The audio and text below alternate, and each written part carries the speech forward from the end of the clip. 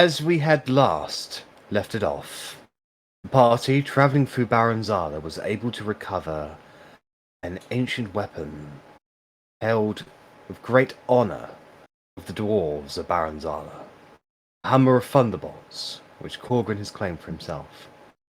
He had a strange encounter with a construct that was guarding the bridge across the chasm that separated Baranzala. You encountered a phase-shifting spider that attacked you periodically. You encountered traps and were able to escape from them, as well as able to discover the fate of Royal Arcanist Yaxley, the prior Royal Arcanist before the current one. Knowledge. You also discovered an original copy of the Pact of Unity between the three city-states of the dwarves. Now, a little defunct, as there's only one still exists. However, you have just destroyed the corpse that is, or the walking constructed of flesh that was the Royal Arcanist Yaxley, and discovered the last and final excavation notes. And that was where we left it off. So, what would you guys like to do from here? I was wondering if had the communication between Korgrin and the Dwarven city stopped, or was it just interrupted by the weird man? Communicating via sending, so... Yes. Yeah.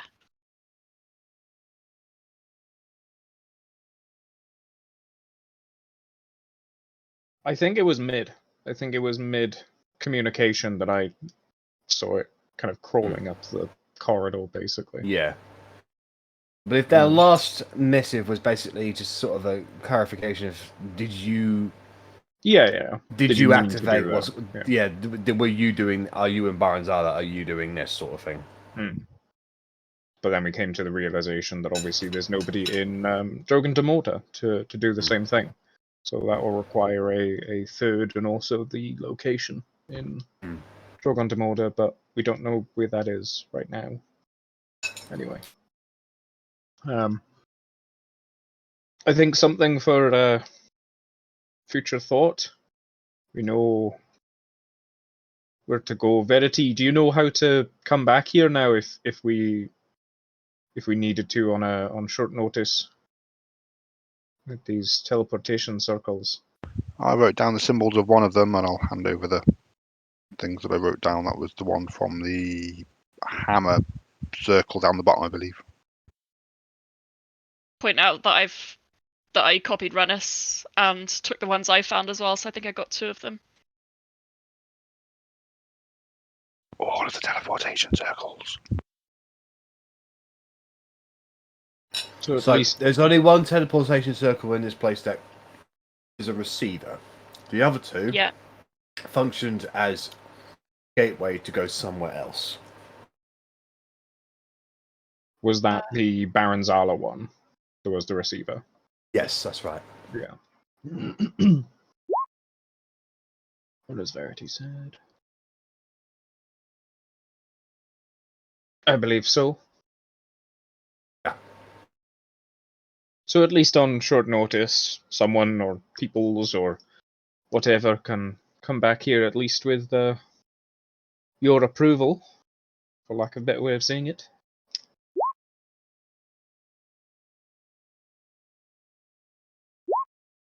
Oh, that's fine. Not expecting you to do it now. It's just Well, you've also discovered the main thing of what you came in here for. And that was the hidden symbol to complete the specific gate that will take you to the long lost elves. So with the chest, Jack, the disappearing and the reappearing ones. Yep. Well, the hidden contents ones, I should say. Arri handed Korgrin the keys last session. Are they in the poisoned area now? Or is one Yes, of them? Those two other chests are now in the poisoned area. Yes. Goddamn poisoned area. I mean, Meow. sucks for you, but I'm probably going to be fine if you want to give me 5 minutes. You've got the keys. Go for it. I had no Yeah, idea what they were which for. I key? just saw them in rooms. Oh, Verity found one and did magic with it, and it held a lot of money. Nice. Ooh, Rennas' eyes light up. You might as well go You get it then. will probably die, Rennas, so maybe don't. Yeah, but you don't really need all the money, so when you come back with all the money, I'll take it off you. It's fine. It'll go into the bag of holding, but that's fine. Meow.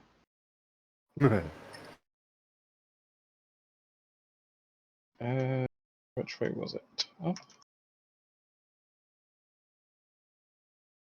I'd also say to Korgrin before he left, I'd be like, scream if you need help. I mean, you're welcome to come with, but just I'm the one that's hardy against poison.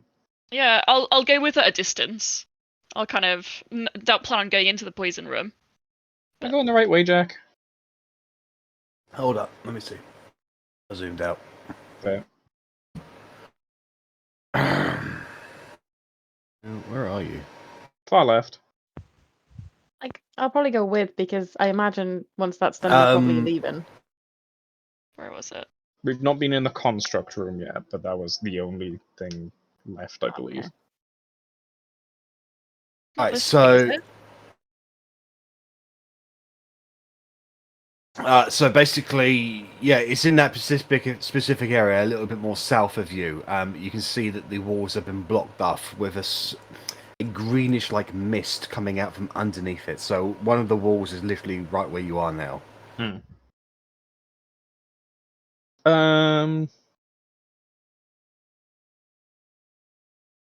Is there a wall or a doorway along here, or is it? Yes, there were exits to the corridors, doorways. Well, not doorways, but like they were past that way. They have since been sealed off. This entire room is now the entire area has been secured. Yeah, just trying to find one of the doors that isn't necessarily in the main chamber, allowing it to all spill out immediately into our vicinity. So probably try and find one of them and break through, I guess. You have a quick look around the outskirts of it, and you come to the realization that most likely all the exits are equally as dangerous, or all the entrances are now as equally as dangerous as each other. It's now become a kill zone, shall we say? Oh, I don't mean that. I just mean like if any poison gas does spread out, it would be over here rather than like over there. Basically, is what I mean. But would I be aware of any kind of, dwarven hidden buttons or anything like that to turn it off from the outside or anything along those lines? Inspections of the walls. This isn't a dwarvish trap. Oh. Dwarvish don't bother with poison. So why set a poison trap for those who are innately resistant towards it? Oh, exactly. You wouldn't kill yourself that way. Exactly. So You'd be killing other things with it that you didn't trust with your treasures.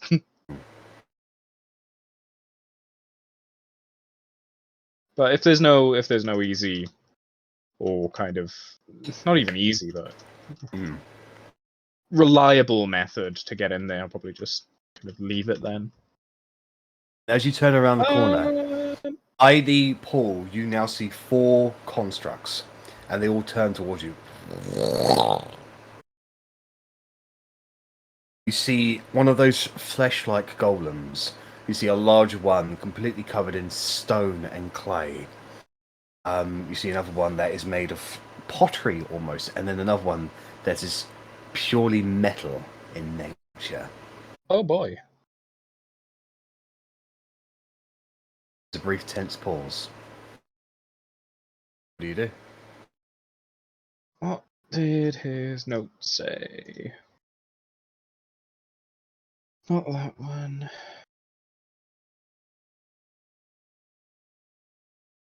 You guys like jazz?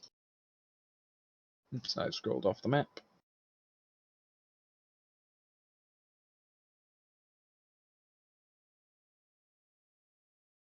Just checking notes, because I remember there being something about the pool.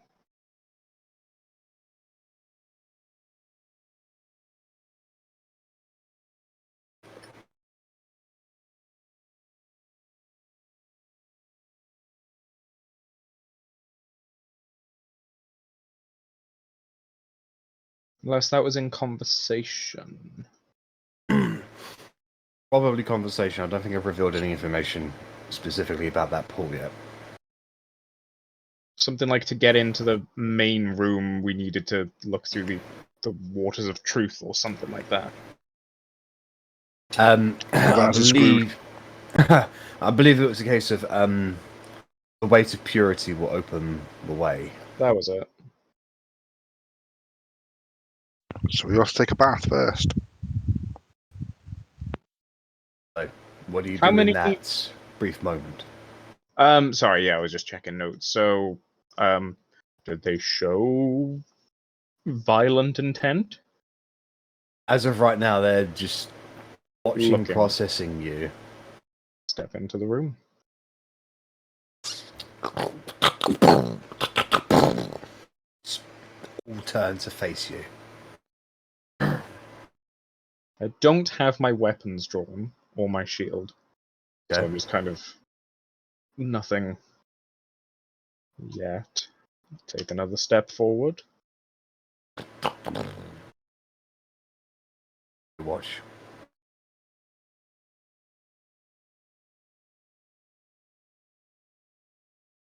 Say anything if anything happens.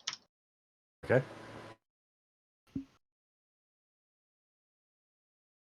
They watch you very intently.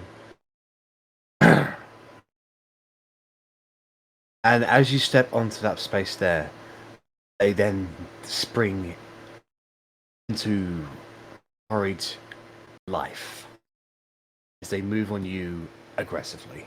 Can I get Okay. initiative, please? So the dirty floor is bad.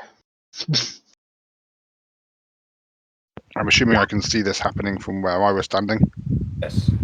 so I will also join in as the initiative. I imagine I'll hear something. Well, everybody can roll an initiative because you're beginning to hear the sounds of combat soon enough. So if you're quite far away, you'll have to spend your movement getting closer towards it. Yeah. Unfortunately. I don't think I'm that far away. I just lost sight of Korgrin for a bit, but I'm by the pool. How would you rule it because I'm currently in cat form? Would you rule it that I have to roll initiative as a cat? Or would I Yes, have... it would be a catch dexterity. Yes. Okay, that's fine. You don't have access to your equipment at the moment because you are polymorphed, I believe. Was it a polymorph that you did? Yeah, she did a polymorph. Well, over for last when you concentrate on it like an hour. Yeah, something like that. Every time I put cat 5e into Google, it comes up with cat 5e cables.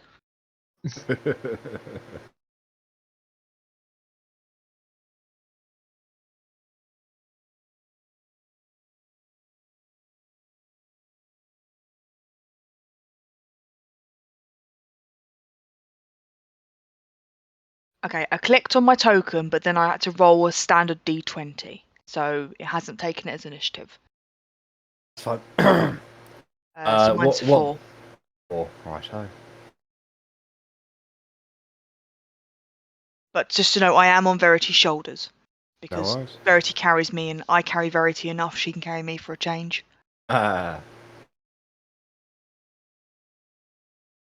Right, Arri, Russ, Korgrin, Rennas, Verity, Otti. Alright, everybody's there. Russ, you will definitely go before the Iron Golem. Okay. Verity, you will definitely go before the Flesh Golem. Okay.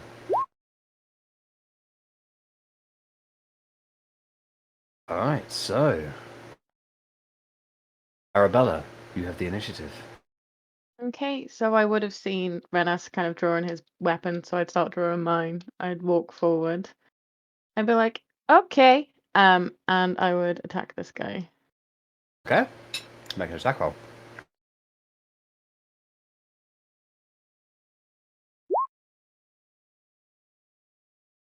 The 17 hit. 17 does hit it. It is slower and unarmored. Okay. That is magical. So yeah, so you fire out, bits of its flesh like ping off from the impact, and it just goes quite sluggish from that.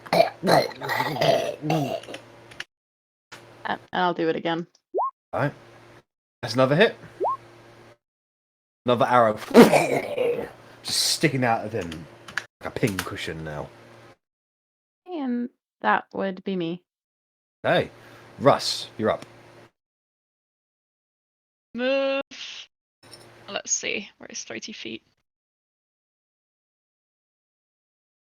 God, I'm really zoomed out. Hopefully I can see stuff.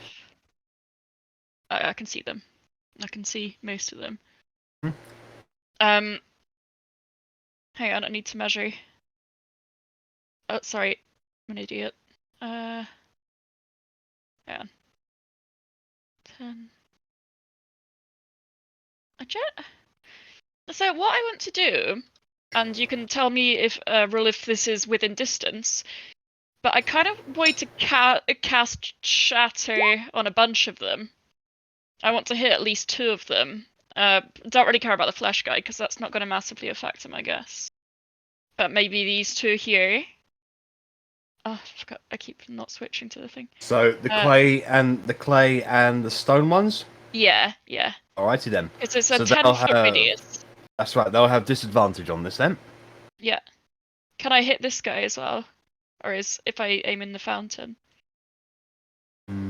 Because it's a bit close, You're right? going to break the pretty stones around the fountain. To be fair, I think if you cast it on that point, I think you hit all of them, to be honest. Yeah. Do we care about the fountain? No, but that Well, was just Yes, something about waters of purity, but at the same Yeah, time, I like feel that. I feel like you're not going to shatter water, you know? Yeah. Right, so the stone golem naturally has this. So it's just going to be a straight up constitution saving Yeah. throw. Okay, so I'll do that, and actually it's going to be a 3rd level due to my spell slot situation. Alright then. So that's Moves- 48. Right. Flesh golem also has this. 12, so that's a fail.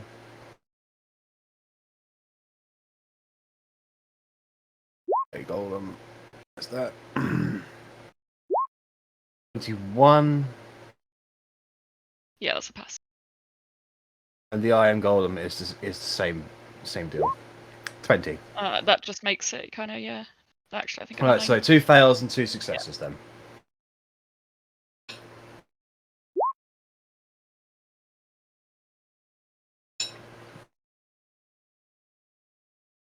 Okay.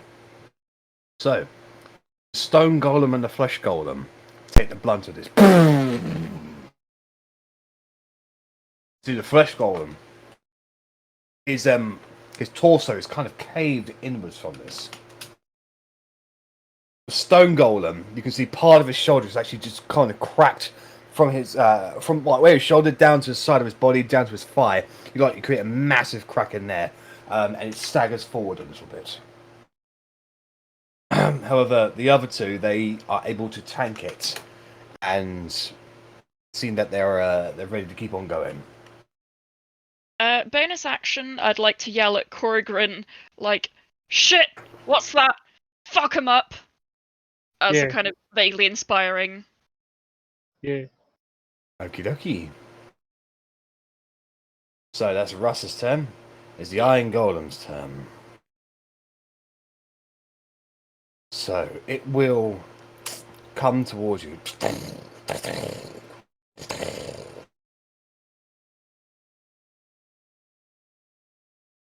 And its mouth will extend towards you, Korgrin, and this cone of poison just blasts out onto you.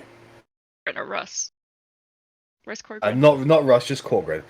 So can you make a Constitution saving throw at advantage, please? Yeah. You just make the save, so you take quarter damage on this. Are you doing the 45 or the 10d8? MD8. Fair enough. I always roll. At times. Half 24. So it would be half 24, 12. half. There we go. So 12 points of poison damage on you. Easier math. Right, Clays. 12. 4. So the clay is going to wash over itself with this magical essence that you see its joints now sleek in nature. It's the various like parts on its body just become sleeker as it becomes faster. Uh-oh. It will now move towards you and use a slam attack as a bonus action. 19. Fuck off. We're past. Fuck off. Warhammer 21. 21 is a hit, yeah. Blended, Warhammer damage, and that would apply Divine Strike as well. That is a magical Warhammer, is that right? Yes. Okay.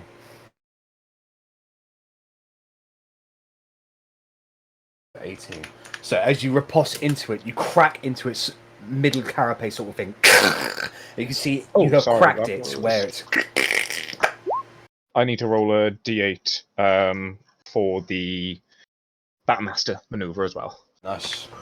There's no No, at the moment I'm using my Warhammer, but I will be swapping to Thunderboy. Probably. We'll see. The stone golem is going to turn towards you, Korgrin, and wave its massive stone hands. Can you make a wisdom saving throw, please?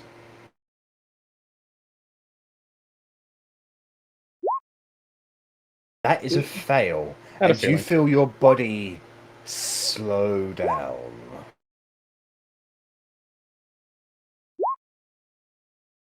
Korgrin, it is your turn. So That's a good you thing can I just use used my reactions. reaction. Yes. Yes, So you okay. can take an action or a bonus action, but not both on your turns. This half, I can't make more than one attack.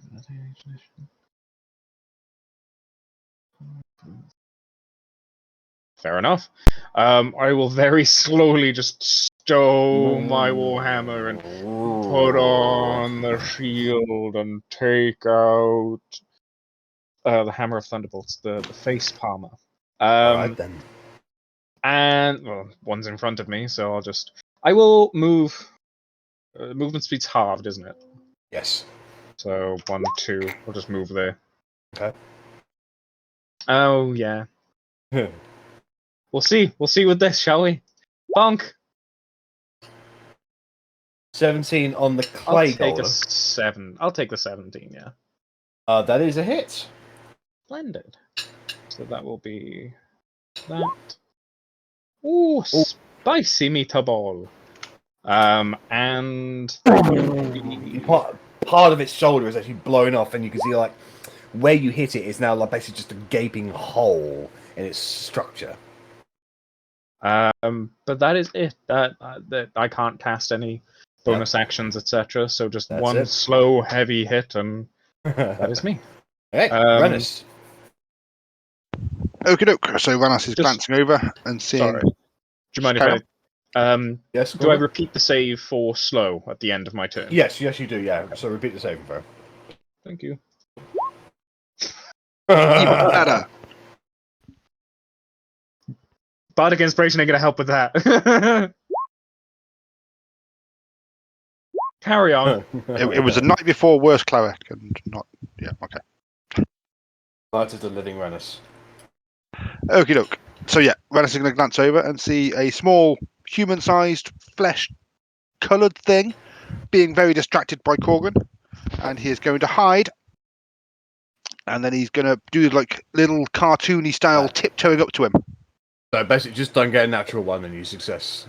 It's a success. Yeah, you're fine. Don't worry. Be distracted. And so 1, 2, 3, 4, and stab him in the back Okay. with a vicious-looking dagger. So whilst he's distracted and Korgrin, you rush up behind him, jump in through the air, and viciously plant your dagger into the back of his neck. Do I? You said Korgrin. It's fine. Yeah. My apologies. Rennas. And so 29 30. sneak damage. And So 30, 9. 38 in Yeah. total then, isn't it? Yeah. Alright. It Ha ha ha. as you do that, it reacts very poorly towards this. Its eyes go wide with panic and malice, and it just starts flailing its arms around as it looks like it's about to go berserk. You were supposed to die. But that's me. Alright. Verity, you're up. You can hear the sounds of combat coming from further within Baranzala. Yeah, so I think I measured it where I'm gonna hop on the broom with Kitty on my shoulder. Yep. And I believe it's 60 feet to get to the end of the corridor. Yep. Da-da-da-da-da.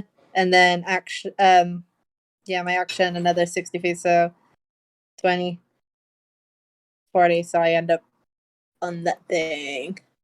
Me and Otti both end up there. Okay. Bonus action, I considered throwing her as a cat into the fray. Also, I don't know if this helps at all, but when I cast Shatter, that would have created a very loud noise, if that helps with the location at all. Oh, well, they're already there, so yeah, like you know Yeah, the location. It's just a case of 60 feet on the broom. I can still only get this far. Yeah. No, sorry, Yeah. because of dynamic lighting, I can't see shit. We can just about see into the fray now, and I'm just gonna have like Yeah. Kitty there, my hand on it, Yeah. just like, do I Alright. throw the cat? Alright. It is the Flesh Golem's turn. At the start of its turn, it needs to roll a d6. On a 1, it shits itself. Hey, Barbara Poopy, yeah? And it does not go berserk, I think. Yeah, on a 6, the Golem goes berserk. So it can continue doing what it was going to do. It's going to go around onto you, Rennas, and it's going to make 2 slam attacks against you. How rude. 24 and 11, so 24. 1 hit. So the first hit, you duck underneath it. However, the one that comes up and uppercuts you into the chin, dealing 14 bludgeoning damage to you. Ow. And I will take the full blood of it. Okay. And it's going to move away and over here with it. Right. Otti, you are a cat. I am a cat, so I'm going to turn and look at Verity. I'm just going to go meow and just paw her hand. And then as a cat, I'm going to jump off the broom. 1, 2, 3, 4, 5, and come over here. And if concentration has been dropped by the time I get here, No, Verity did not drop concentration on her turn, so I will just have a scratch and yep, make a scratch attack. I can't do anything else. You can hold your action. No, I'm going to scratch viciously. So that's So you see this little tabby cat, or greenish like tabby cat, just rush up to this stone golem and just start doing little. nothing to it. It's just an 11. I'll save you. Alright, so that's everything Otti can do. Top of the round again is Arrabella. Okay, I'm still gonna focus on this fleshy boy. And, Alrighty then. Meatball. Yeah, meat boy. Meatball. He's a meat boy. He starts as a cube. Slowly gets up. That's a hit. I mean, yeah, but he's still a meatball. One arrow goes into the back of its body. And he's very much struggling to stay up now. Okay. I'm gonna make my next one a binding one just in case. So That's another hit. that's that one, and this one is a bindy one, and a bindy one. There's Stuff and things. yes, that is Things it. and stuff. It's 2d6 poison damage. Okay. So the arrow flies into the chest of the creature and immediately erupts into vines of poisonous degrees that's wrapped around its body, squeezes, and the entire body just literally shatters into 5 or 6 different pieces as it's wrapped as the brambles wrap too far around it. Nice. And then I'll Wish. use my movement to come. Did you just call me a witch? No, I said squish. Okay. If you want to be referred to as a witch, then please update your pronouns. Bramble witch. I already get called a crystal witch. Her so it's sister's all much more witchy than she is. good. True. That's me. Right, Russ, you're up. First thing on the agenda is to move a little bit forward so I can actually see stuff. Yeah. To the right. I Back guess. now, Yeah. y'all. Now I'm too zoomed out. Let's go. It's like grand reverse technology. Okay. I'm struggling to decide. No, I think I like to think Korgrin can make his wisdom save, but we'll see. Same. And, yeah, and I'll just well, screw it. I'll cripple Eldritch Blast this guy. Why am I doing anything? It's not clicking. Which guy, sorry? Are Have got the you measure still up? on the No, ruler? no. The Iron I Golem, got no to- worries. Yeah. So here we go. That's a miss. That's a miss. Oh, That's definitely a How about hit. So the two, and the fourth one is hit as well. So the first two blasts blast off of its heavy irons, like just exoskeleton. The third one you focus and you hit it square in the head, blowing away part of its outer pace, and the second one just you are able to get past its armor into a weaker part where it causes an internal explosion in the body. So go ahead and roll damage on those two there. Right, so you rolled a 10, doubled to 20 plus the 5. For 25, add the 7 for 32 points of force damage against the creature. That's a very nice level of damage. Nice. Nice. and Nice. I forgot to curse him with my bonus action, so it could have been more.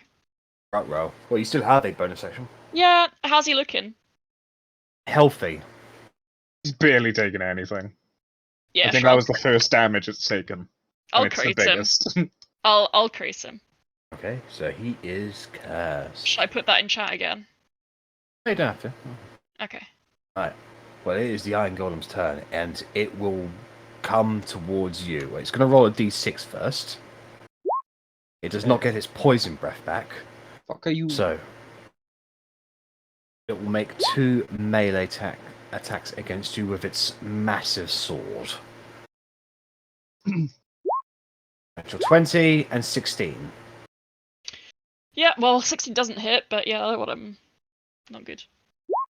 Okay, that is right. 18, 20, 37. Yeah, 37 points of slashing damage against you as the sword comes down past your defenses and cuts you horribly across your chest.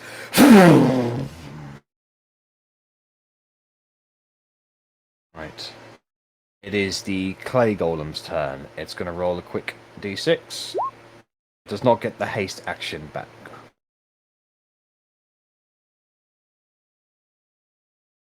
Is it a concentration or is it an innate ability? It's an innate ability it can do, so it can give it to other golems as well. Terrifying. Right. Hello? Right. So it's going to make 2 slam attacks against you, Korgrin, actually, Fair. and then well, technically 3 slam attacks because it is hasted. Yeah, that's fine. So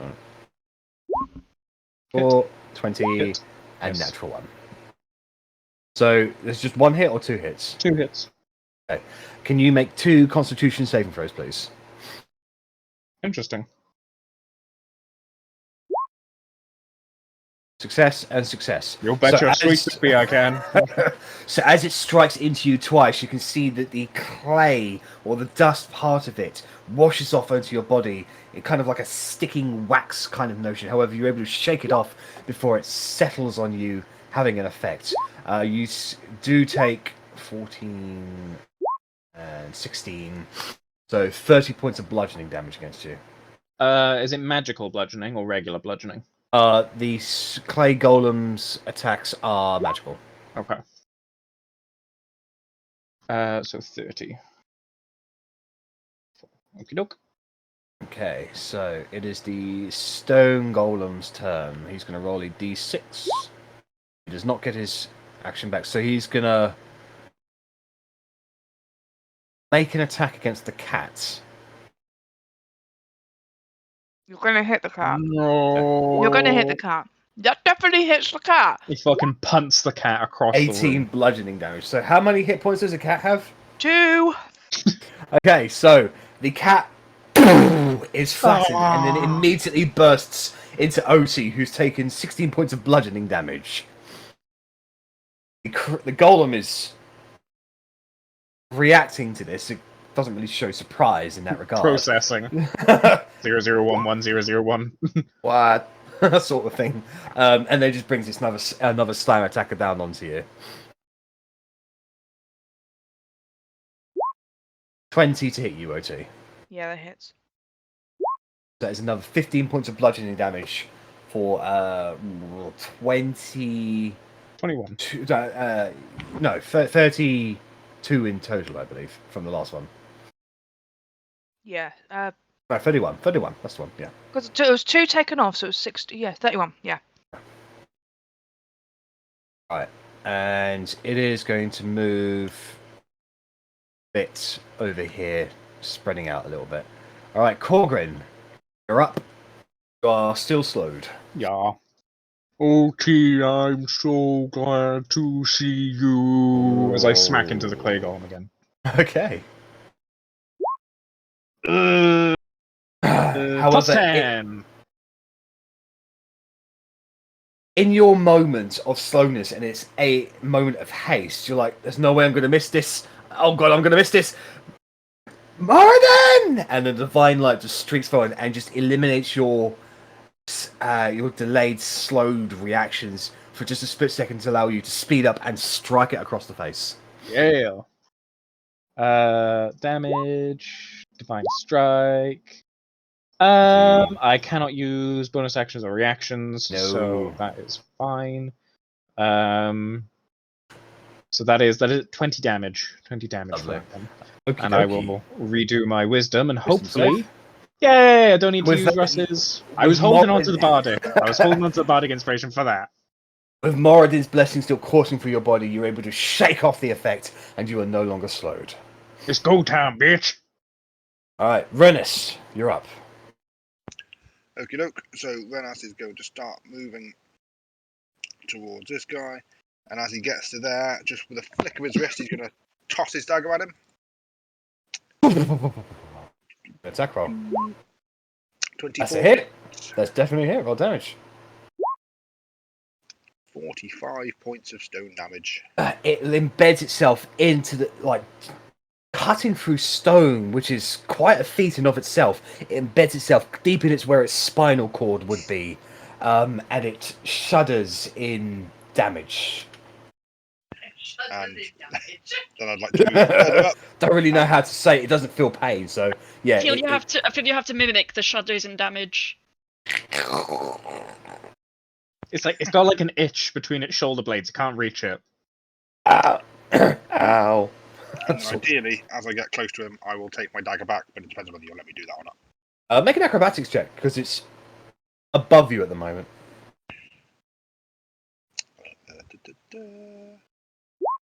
22. It swings back around with its fists. You jump off of his fists, past its neck, grab the dagger out, land on your feet, spin around, sort of like back away as another fist comes down into the ground. You have your dagger back. Thank you. All right. That's me. Verity, you're up. Lad him up.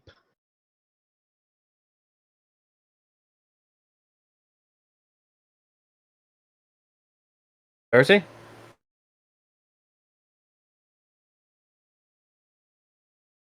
She's sitting in the corner thinking about what she's done. Isn't that what you're supposed to be doing? She saved me 2 points of damage. What more do you want? We If cannot you are hear speaking, you, Georgia. Verity, we can't hear you. There we She's had go. enough. She's had enough. She's gone. Fuck it, fireball everything. Whatever. That's it. Hey, we can Hello. hear you. Sorry, like literally when my turn started, my housemate had knocked on my door, and I was like, ah! Leave! Thank you. I'll pay you back something to it. Ah, nice. Sorry, free bubble tea. Okay. So, sorry. So is the effect that's on Korgrin, is that considered like a magical effect? It It's is considered a gone. magical effect, but it's gone now. Oh, it's gone. Yeah. Oh, the fuck, my turn then, I guess. And what I wanted to do is not really going to be any good now. I'm just gonna throw a cantrip at one of them. Who seems to be moving the fastest? Or like making... The clay golem is definitely the quickest at the moment. It's hasted. But he ain't gonna be moving anywhere. He's gonna stay in combat, isn't he? In which case, I will just firebolt him. Okay. I forget how to do my spells every goddamn time. With magic. Fireball with magic. Wait, plus 11, is that right? No, because you've got the cloak of whatchamacallit. The cloak of everything. Yeah. I think Yeah. I've got a plus 11, so you'll have like a plus 13 or 14. No, Plus that's only 14. saves, I think. No? Oh wait, plus no. 14 Sorry, for I just reread it. So the haste on the clay golem lasts until the end of its next turn. So it just had its last turn, so it's no longer hasted. Oh, okay. Okay. I'm sorry, I have clicked roll dice, but it is being a butt and slow. And I hate my life. But at least I have free bubble tea. Yeah. Why is it an advantage? I'm not a My fan of bonus bubble does tea, I'll be increase by honest. 2. Sorry. Well, 28 is definitely a hit. And then the D20 was... Bits of clay and pottery blast off the body as you deal. I don't know what I deal. What's my deal? Oh, well, you got the natural 20 on the normal roll, but the roll already came through, so it's still a 28. Sorry. Yeah. Roll damage. So it's 4d10. Mm-hmm. Yes. Okay. 4d10. Fire damage. Yes. Does fire damage do anything in particular to it? Because I assume this roll's going to take forever to come through. No, it seems to affect it normally. Okay. So yeah, I guess just take the damage off when it finally decides to arrive. Oh, 22. Lovely. Alrighty then. Did you want to move anywhere, Verity? Can't even see where I am on the map. So I'll scroll down. No, I think I'm good here. Just gonna like maybe go up a little bit on my broom, so I'm not on flush against the floor, but not too high. You know. Sure. Okay. Broom things. Alright. Otti, you are decatified. And I want to kneecap him, this guy. So I'm gonna try and just smash him in the knees. Go right ahead. 19? 19 will beat its armor class, yes. 14 slashing damage. You cut into it like a lumberjack trying to smash down a tree with an axe. You embed like halfway into it. It's still standing. I'm gonna go for the other side of the same kneecap then. Try and knock him Okey-dokey. over. 27? Definitely a hit. 10 slashing damage. Bring it in down onto the other side, and it's hanging on by a thread, but it's still standing. I'm gonna move on to the other knee. Okay. Nat Natural 20. And there's an extra d8 on that. Yes. Savage attack. So 6, 12, 18 damage on that one. Lovely. And I'm just Anything gonna else? go for one more attack, so the same kneecap, just try and make him fall over. Definitely a hit. And no, that's fine. And I'm just gonna reposition. Is he facing this direction now? He was facing your direction, but with the attack on both of your knees in that split second, like each attack you do create a thunderous as you're breaking stone away. It can no longer stand against your ferocity attacks, loses its balance, and it falls over. It's still active, it's just prone at the moment. I would like to. Yeah, I'll bundle him. Why not? I'll sit on his back. Get the feeling it could easily lift you. Yeah, okay, right. I'll sit on his legs then if I feel like I'll sit on his legs so when I'll slide off if he moves, but Yes. I'm sitting on his legs. Alrighty then. Arri, you're up. Okay, I'm gonna stay where I am. I'm pretty certain I'm fine. Yeah, I'm definitely fine. I'm gonna shoot this boy. Alrighty then. I can't wait till I can toggle off a disadvantage. Yeah, that's a hit though. And then I'm gonna horde breaker the boy next to him. Alrighty then. I say this just, The 19 hits, so the second arrow flies towards the iron golem, and are you using your regular arrows or unbreakable arrows? these are unbreakable ones. Right, so it just bounces off of the thing and just harmlessly platters to the ground and slides away. That's a miss. Okay. And then I'll go back to the original guy again for my second Okay. shot. That is a hit. Christ. Another 14. Lovely jubbly. And that'll be me. Alrighty then. So as you're firing arrow after arrow, you're breaking part away of its clay exterior, until eventually it's almost shrunk in size with the amount of clay that it's lost. Russ, you're up. I'm going to hit the guy next to me with my rapier. Okay. 31 hits. Yeah, so actually what I'll do is I'll... one, I want to do my bardic inspiration thing, so I'll add 1d10 to the roll, to the damage roll, and that also adds it to my AC for the round. Oh, okay. Well, there we go then. Yeah, it's the defensive flourish. Yeah, so that's a 10. Yeah. Yeah, but then what I'll also do is I'll smite him because I hate him. Okay. So I want to roll 4d8. Just roll the damage, basically. Yeah. And the rapier damage? And if... oh god, I didn't even do that. God damn. There we go. So that's 30, 46 damage. Lovely. If he's still going, I've got another attack. But also, still going, yeah. I'd like to knock him prone with the smite. I can do that. Sorry, I'll put it in the chat. Eldritch Smite. Because it's funny because I actually read the rules online. You're actually able to knock... If my weapon was like a bow, I'd still be able to knock them prone. It's really quite weird. It's the only exception to that. So, I'll knock him prone. Then I will hit him again. Alright. So you have advantage on that one. Oh shit, sorry, I'll just roll again. Yeah. Okay. We have a bite. Fishing for crits. Yeah, well I should have 6, 12, 20. Look at me, I'm Rennas. You can't be doing it. So you take a deep breath, Russ. As this iron golem raises up its sword to bring it down to you, and in that split second before impact, you disappear from view. And you guys around you are like, where did Russ go?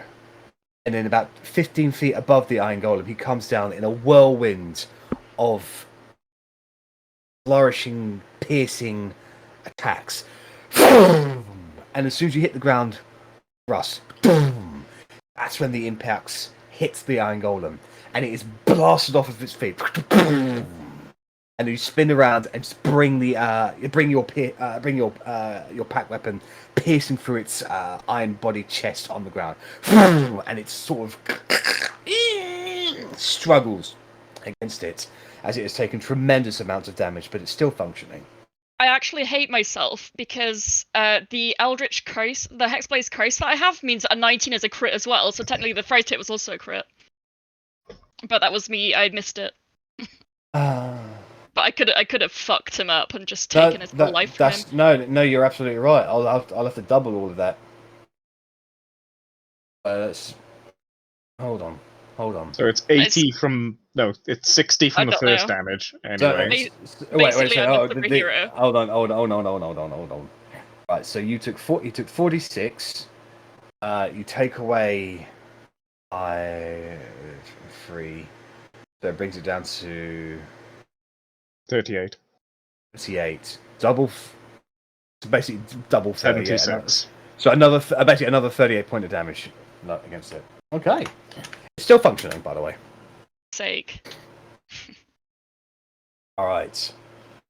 And in that, as that has happened, Russ is basically shifting in and out of the space that he's standing. He's not phasing in and out of existence. He's just so fast that your eyes can barely watch him.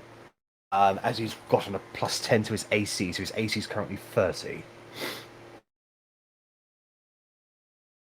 All right. The Iron Golem is going to get up.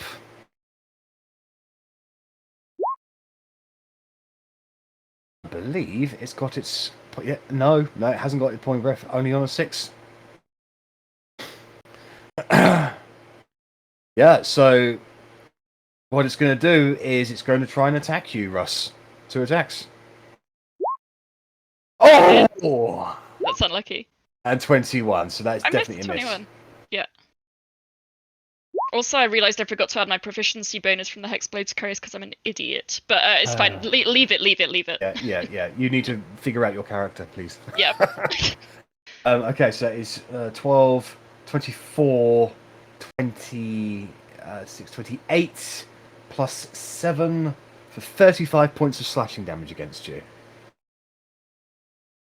So the Iron Golem, in response, just does sweeping motions with its sword. The first one you jump over, but the second one just nicks you in the legs, causing you spinning. And as you land the ground, the slashing continues onwards and just gets you across your shoulder and the side of your belly. Right. It's the Clay Golem's turn. He does not get his haste back, so he will continue his attack against... Actually, at the start of his turn, he needs to roll a d6. He does not go berserk. So, yeah, he'll make 2 slam attacks against you, Korgrin. Mm-hmm. 27 and 23. 2 con 19. saves? Yes, please. Good and good. So, you only take 32 points of... 32 points of magical bludgeoning damage. 2... This stone golem now has 2 targets. It's going to go for you, Rennas. Wahaha. 7 and 28. Yeah, they both hit. So it brings its 2 fists towards you. You think you're ready, however, it comes in at the same time, slamming you into your chest, both dealing 19 bludgeoning damage. So. Oh, wow. Which one shall I have? Decisions. Yeah, that's fine. So half 1 down to basically 9 for 28 points of bludgeoning damage against you. Roger. Alright. And that brings us to Korgrin. Holding the hammer of thunderbolts, just bring my hand across it, imbue it with radiant light, cast holy weapon. I'm going straight for the middle with this on the clay golem. I'm trying to blast its guts out its back. Make an attack roll. Well, so sorry, make a roll damage. That's a hit. So bam, bam, bam. So as the hammer of thunderbolt strikes into the body of the creature, you hear a resonating as the top half of the creature just shatters into a million pieces. Just covered in fucking clay, and like I'm still shaking off the slow, and I've got this goo on me that's trying to just fuck off, will ye? I'm moving towards the next fucker. Honestly, I think they're both equally fucked, but I'll even the score with Russ, so I'll move down. Okay. And engage with the bottom one, but All right. take no further actions. Right, Rennas, you're up.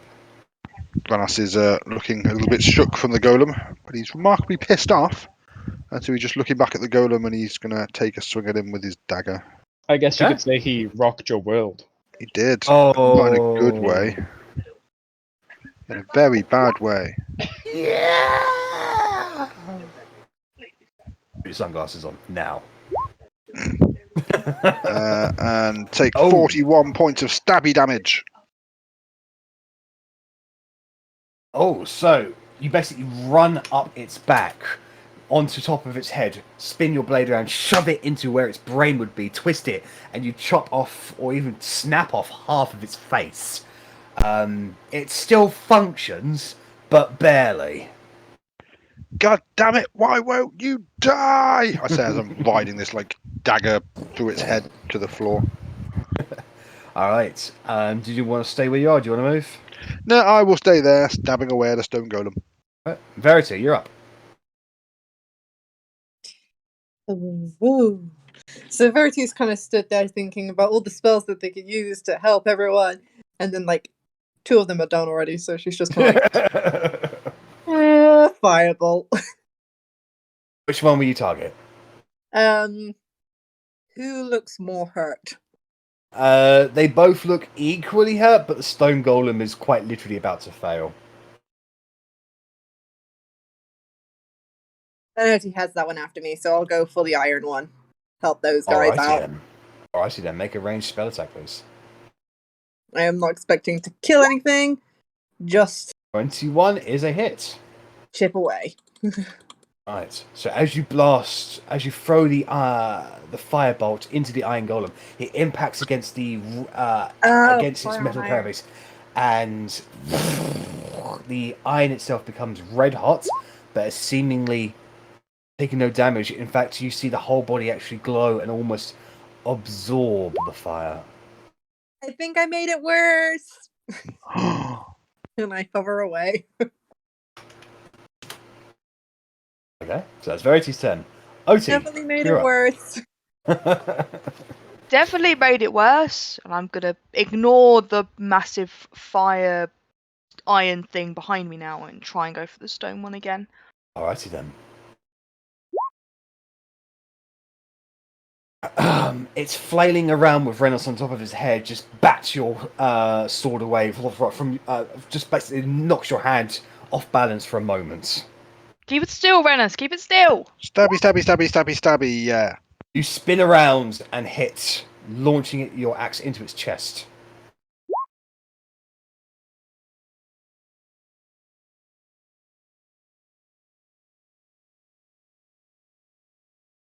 Jack, you've gone silent. Oh, yeah, I can't hear Jack. Oh, can you hear me? You're back. You're I back. can You're hear back. you now. That Alright, was so weird.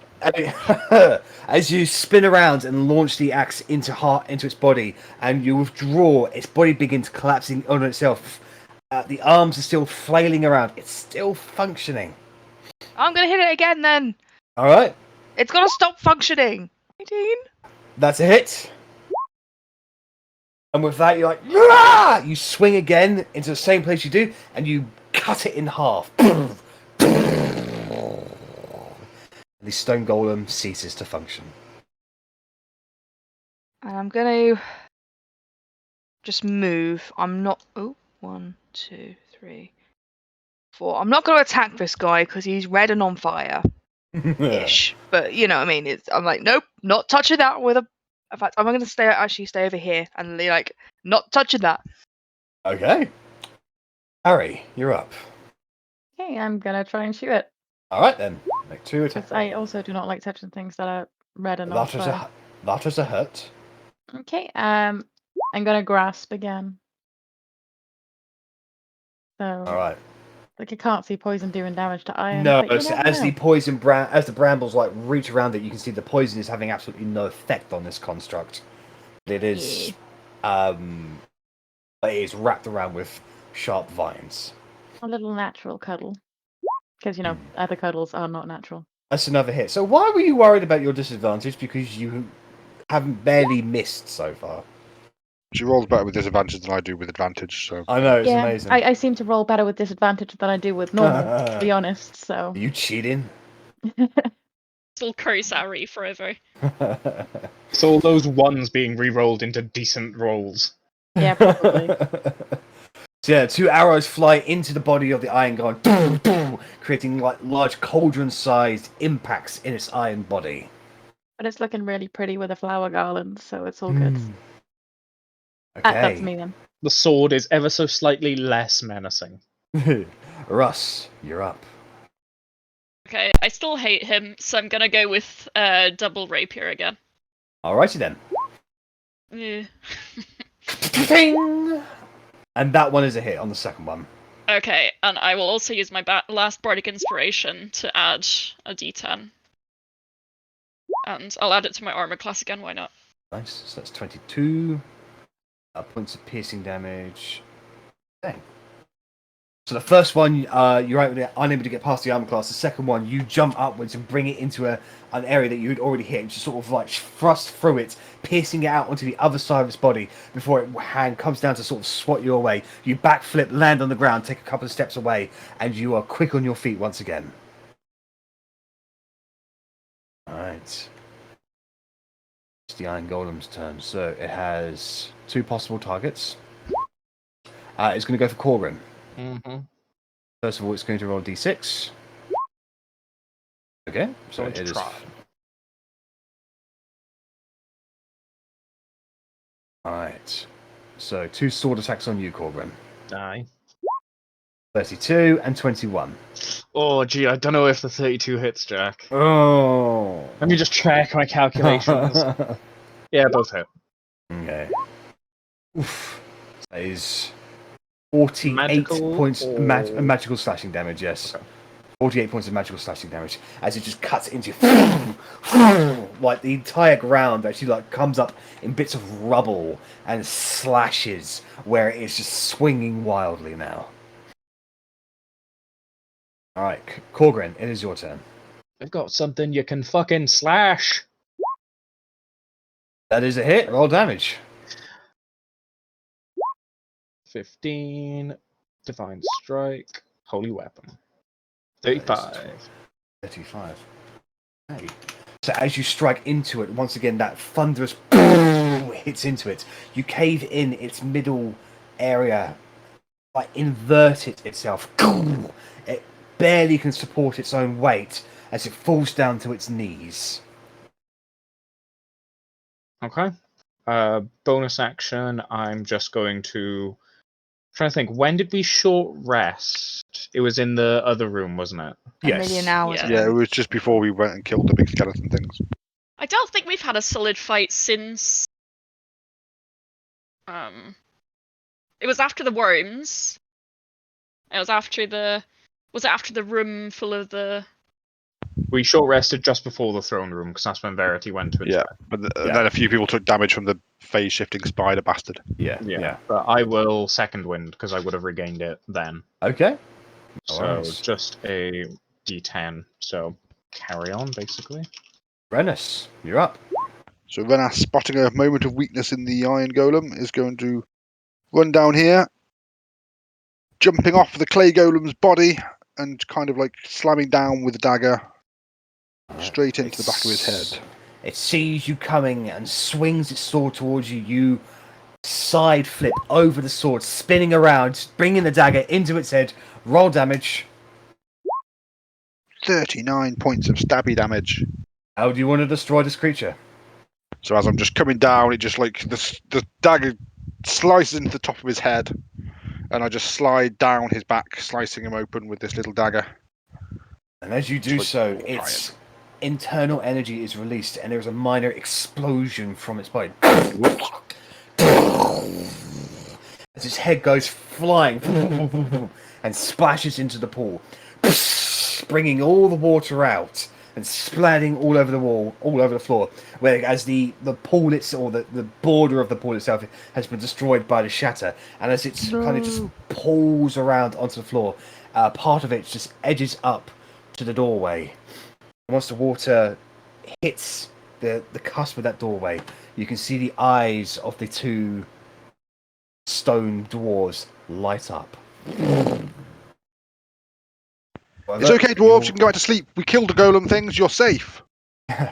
Well, you all take a deep breath as combat has come to a close. Don't believe you staring at the glowy-eyed statues.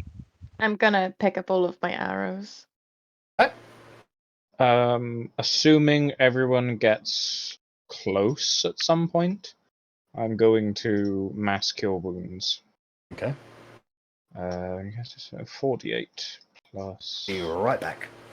I literally don't need it. I am still at full health. Same. I I'm will take nearly it. dead. Oh, do you, I fancy being melee today, so 19, double 19, 38. 38 plus 3, 41. So whoever needs it regains 41 hit points. oh, you couldn't have done 42 and that'd have been at full health. No, fuck off! Useless, Korgrin. Suck Nah. my ass! That helped me because that iron guy was mean. Yeah, I I took a hit fair him whack. so hard, and I just got so surprised by what I did that I forgot to do my Hexblade's Curse. I still Happens have to- my Warlock healing dice if anyone wants any. I'm basically at half health. But here's I the whole need thing, there's one nothing health. else. Half What was that, Georgia? health. Yeah, I got a lot of hits then. Dang. Weird you getting hit. To be fair, most of those still would have hit, all things considered, because of the fucking massive plus 10 they had to attacks. Otti, I think there Arri. was only one that wouldn't have, which was like a 21. But Go I on, didn't Russ. get close. Yeah, no, I was gonna say, Otti, Arri, how you feeling? I am full. I Otti? took a little bit of ouch damage, but I'm alright. Okay. I'm like one paper cut away from fully healthy. That's where Alright, you so touch the iron golem, isn't it? You got a little burn. Yeah. I stubbed my toe stepping off the clay golem. It's like, fuck, that hurts. me and Korgrin got an ouchie. Which is why I healed us for 41 hit points. But still, we're both fucked up. Okay, I'm okay, I'm 21 off. If I knew cure wounds, I'd cure your wounds, but... Don't worry about it. I could do that myself, but cure wounds is so negligible that it just doesn't feel very worthwhile most of the time. Do we regret spilling that water yet? The two dwarven statues are like glowing, right, Jack? Their eyes are glowing. I mean, they're not attacking us. That's a good sign. No, I think- they don't seem to be sentient in that regard. I think they've just been opened. Go on. Am I- Verity. I was gonna say, am I still wet from jumping in the well earlier? A little wet, yeah.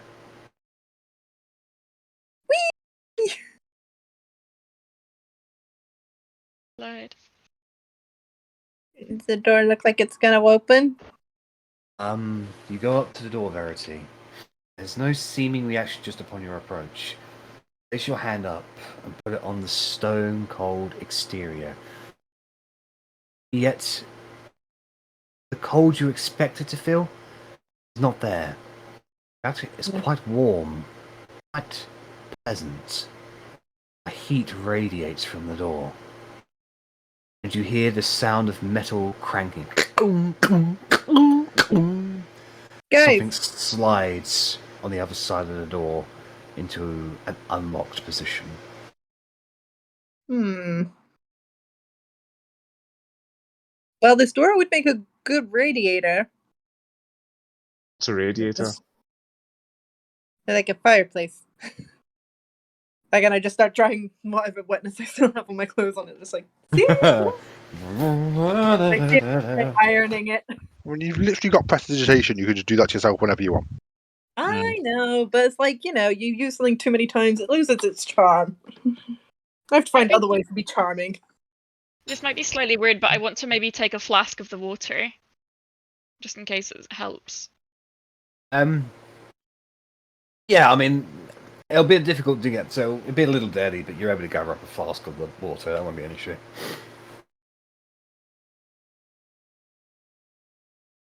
Okay. So, what do you guys want to do? Are we going in? Shall we proceed? Yep. Might as well go in. We're here now. Okay. As you apply force to the door, it swings inwards slowly, creakily, jittery. Guidance. Just in case.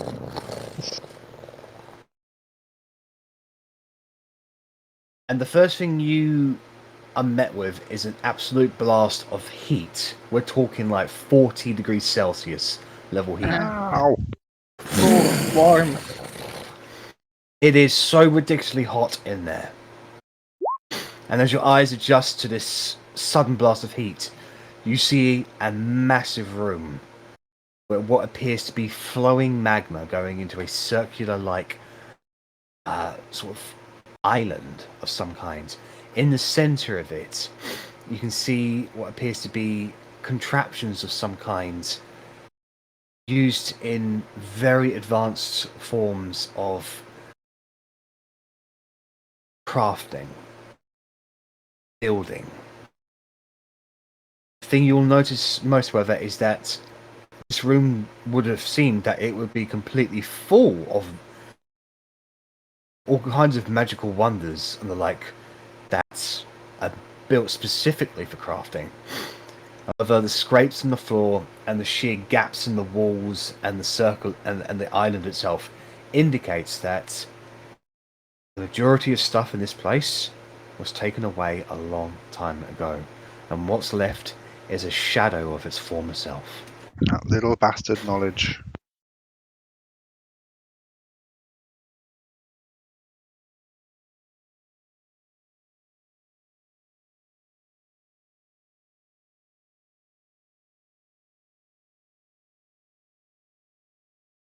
You move in, Korgrin. The Shrine of Power of Baranzala, where they built their constructs.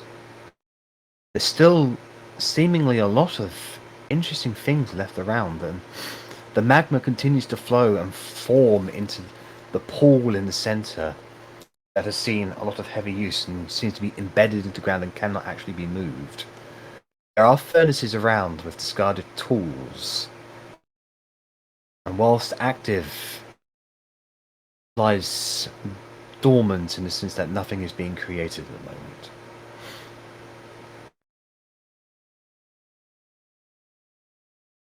Kind of just mournfully walk forward, just... Yeah. Is this to be our lot, then? My people's to be picked clean by savagery of the capital? I mean, I think it's just the world in general rather than your people specifically, Korgrin. They're just picking everyone clean. But Remember to dare... this whole thing started by us escorting food from all these other towns and villages that needed it to the capital to drain their freaking... So we can steal everyone else's food and just run in some fat lord's bloody lap anyway. The capital is a cancer. As you guys move further inside, you realise, getting the full area of this thing's above you, something very strange. There's movement above you, but not in the sense of conventional movement. It appears to be an orb of some kind, but it's not a pure circular thing. It's blobby and fluctuates, kind of like held liquid in the air that just kind of flows. Like It's how black. Mercury moves? Liquid Mercury? Yeah, like Mercury, but it's black all over and just flows.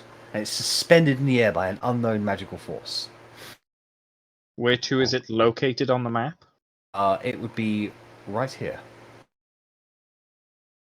Like, is it suspended quite far off the ground? About 40 feet. Korgrin, do you want to fly up and take a closer look at it? Give me a second, alright? I just want to take a look. It's very sad, just what's happened here. I just want to acknowledge it for a moment. I'm probably the first dwarf in, I don't know, decades to see this Centuries. ruin. Okay. I just think if you want to take a closer look at anything. I do appreciate that. I probably will in a second. I just want to... Mm-hmm. And Yeah, Korgrin, I'm just heading on the outside. as you step onto the center island, no. a glyph shines up on the entire island itself. Bluish, like half blue, half reddish in nature. stays there for about 6 seconds before dispersing. And then the black puddle, the mercury-like substance, begins to drip. Don't get it on you. Bloop, bloop, bloop, bloop. And I'd then the like to whole take thing a step falls back. down. No worries. It falls down. It spreads out like a puddle and then begins to reform itself, twisting and arcing upwards into a constantly moving, rotating ooze-like substance that immediately begins dissolving the area around it. The ancient pool is disintegrated. The furnaces are brought down to heel. All the tools evaporated. And then you see eyes.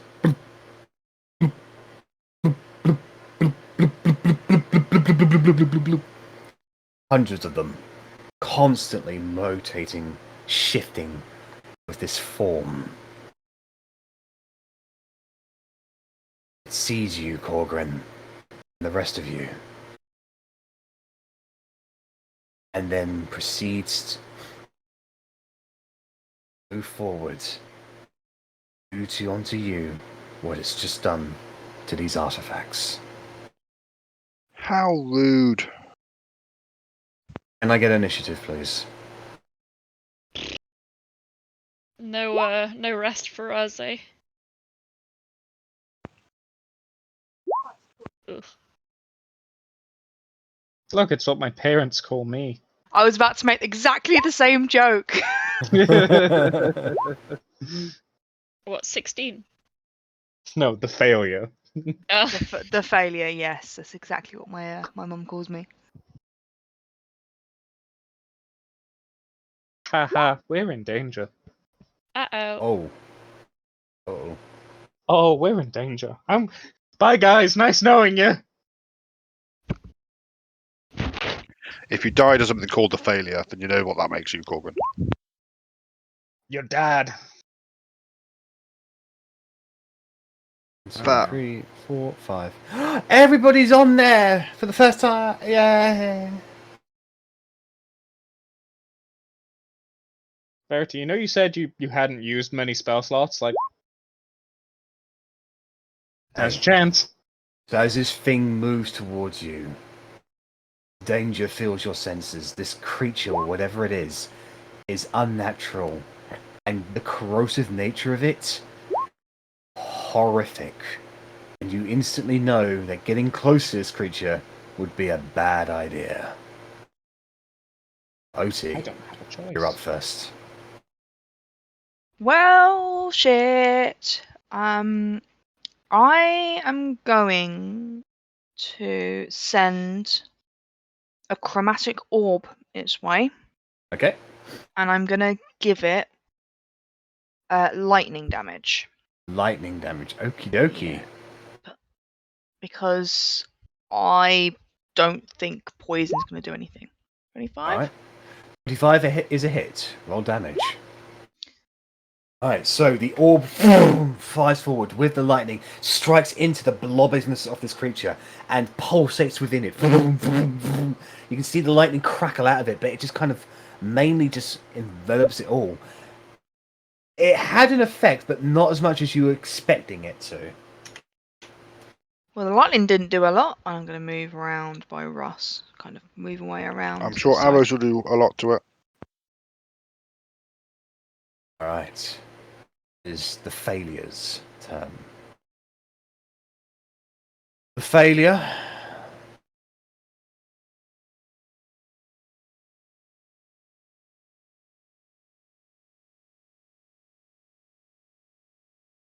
is going to bobble on forward. And it's Oh, going to fuck. innately cast a spell on you. Goodbye. My lover. Hang on. I'm going to try Oh, and... goodbye.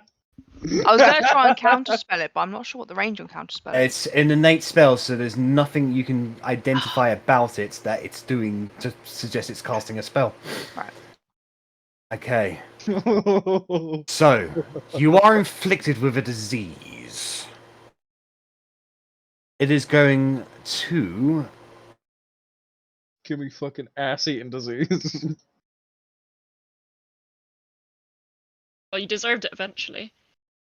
Finally, my It's just going, reward. it's going to give you the blinding sickness. Pain grips your mind, and your eyes turn milky white. You have disadvantage on wisdom checks and wisdom saving throws, and you are blinded.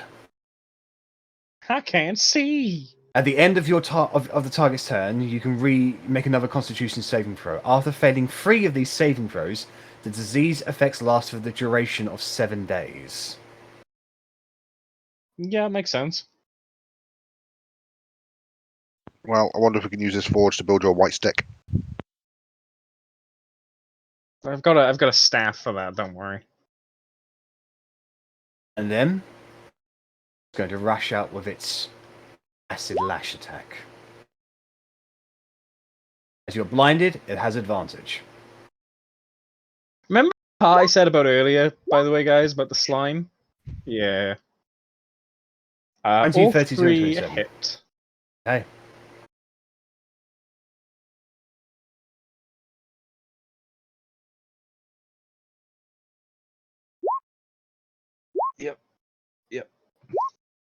Yep, so 40, 67. 67 points of acid damage against you. As the acid splashes out, Korgrin's armor sizzles away. You can see his skin burn horribly.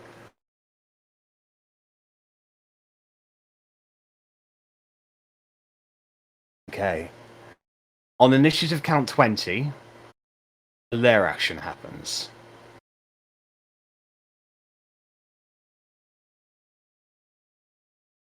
Over here, a 10-foot radius, like it expunges a bit of itself, and in a 10-foot radius, an area is slimed. Okay.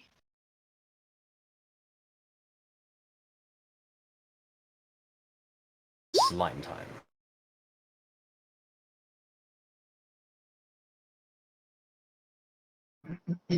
So, I need Russ and Otti to make a strength saving throw, please. So, you both fail as the slime over your body and solidifies, and you are restrained. Korgrin, at the start of your turn, because you're within 10 feet of this creature, can you make a Constitution saving throw, please? You have advantage.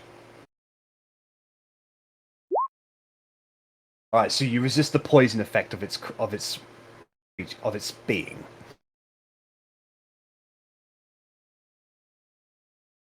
Okay. So I'd like to action disengage.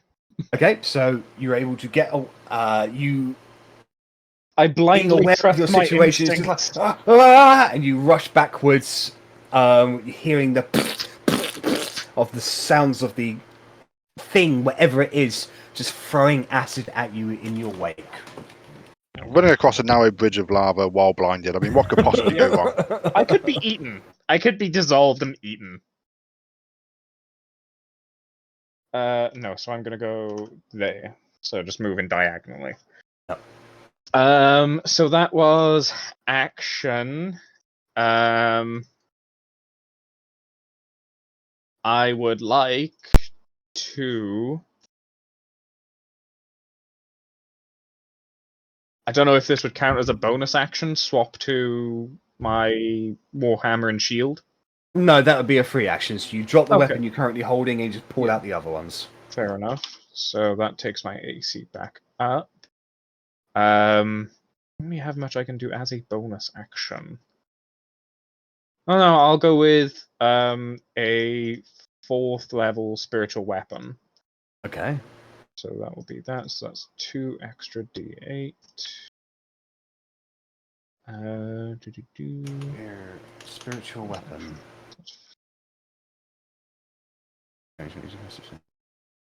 So it still counts as a spell attack, but obviously that would be Yes. disadvantage. Spectral weapon within range that lasts. Yes, so it would be with disadvantage. That's the thing, huh? Yeah, because you're blinded, it would be a disadvantage. I'm yes. making the spell attack, so Yeah. because I can't see it, I'm having difficulty. So a 16. Ah, that would have been a nat 20. That's disappointing. You are still inspired. Oh yeah.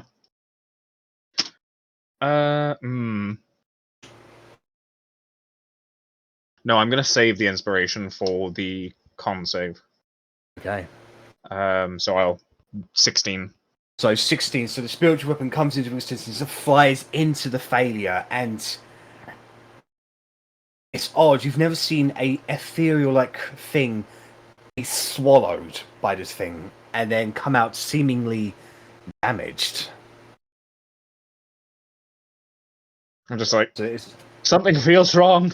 That didn't feel right. okay. All right. So at the end of your turn, can you make a Constitution saving throw, please? Indeed. What was the DC? 21. Oh, that shouldn't have been a disadvantage, so 27. 27. So with that, you're like, "Ah!" and with Moradin's power coursing through you, you shake off the blindness effect, and you are no longer Whew. diseased.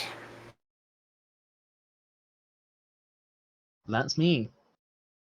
All right, Arrabella, you're up. Okay. So these arrows, these +3 arrows, are indestructible, yeah. Correct. Yes. Captain Scarlet. Dun, dun, dun, dun, dun, dun. Do I wanna? I don't think I wanna. You can fire one, see what happens to it. Yeah, I'll fire one, and I'll actually tick the box this time so that the damage goes on. I'm gonna bonus action Hunter's Mark it first, though. Okay. It's not meant to be a Right, +3 there, so I need to put. 22. That hits. Is it meant to be a +3 there? I have no idea. +3 arrows, isn't it? Isn't that Yeah. from them? +3 unbreakable arrows. So So it is to attack.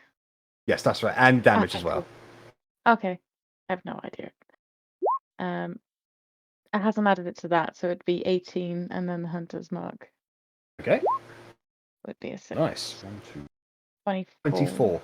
So the arrow flies forward, like blasting away part of the slime and the ooze, hitting the creature in its Oh, main I was meant body. to say blast in as well. Boom, because I have 9 left, Oh, nice. Sure. and now I have 8 technically. And Okay. that would be 2d6 force damage on a hit. Force damage, did you say? Yeah. Okay. 2d6 force damage. Force damage. Nice. So, yeah. An additional. All right. So as the arrow impacts into the body of this creature, you can see its body like blubble, like. The arrow stays in the body and then is eventually just swallowed up. No, most likely not being disintegrated. It's just inside its body at the moment. Okay, it's just chilling. Oh, how cool would it be if I could call it back and just kind of tear it on its way out? That would be nice. Anyway, I'm gonna do it again. The burst and arrows and everything. So Okay. so it's that one. So it's it'll be 29 and then 18 again. Nice. And 2 force and then 3 force damage. Nice. So 21 in total. The creature blobbles and bobbles, and that arrow is swallowed up. Okay, I'm gonna just kind of go back there now. Alrighty then. And that's me. Okay. Just checking something. At the end of your turn, it's going to take a legendary action to cast Acid Splash. And it is going to go at you, Arrabella. So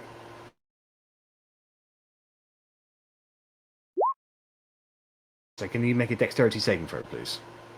To avoid that 1 point of damage. I don't. Not meant to be a disadvantage, so an I 18. thought Acid Splash. I thought Acid Splash scales. If it's a I'm cantrip. pretty sure it does. Yeah. Hold on, let me just read that. Splash. Yeah, so that should be 4d6. I don't know why that's not there. So I'll just. So wait a minute. You. It should be 18. Yeah. So you just make the save, so you take no damage at all. Cool. So yes, as you're retreating, it flings this greenish liquid at you, hits the wall, and you can see the large stone doors that you just walked through are immediately melting away. Okay, Rennas, you're up. Okie doke. Rennas is going to. Are these things like towers, pillar things? Yes. Then I am going to move up, and I am going to hide behind that one. All right, make a stealth roll, please.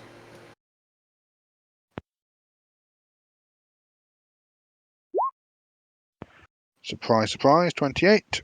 Yeah, that's definitely beat its passive perception. And then I will shoot him with the SS Mantibow.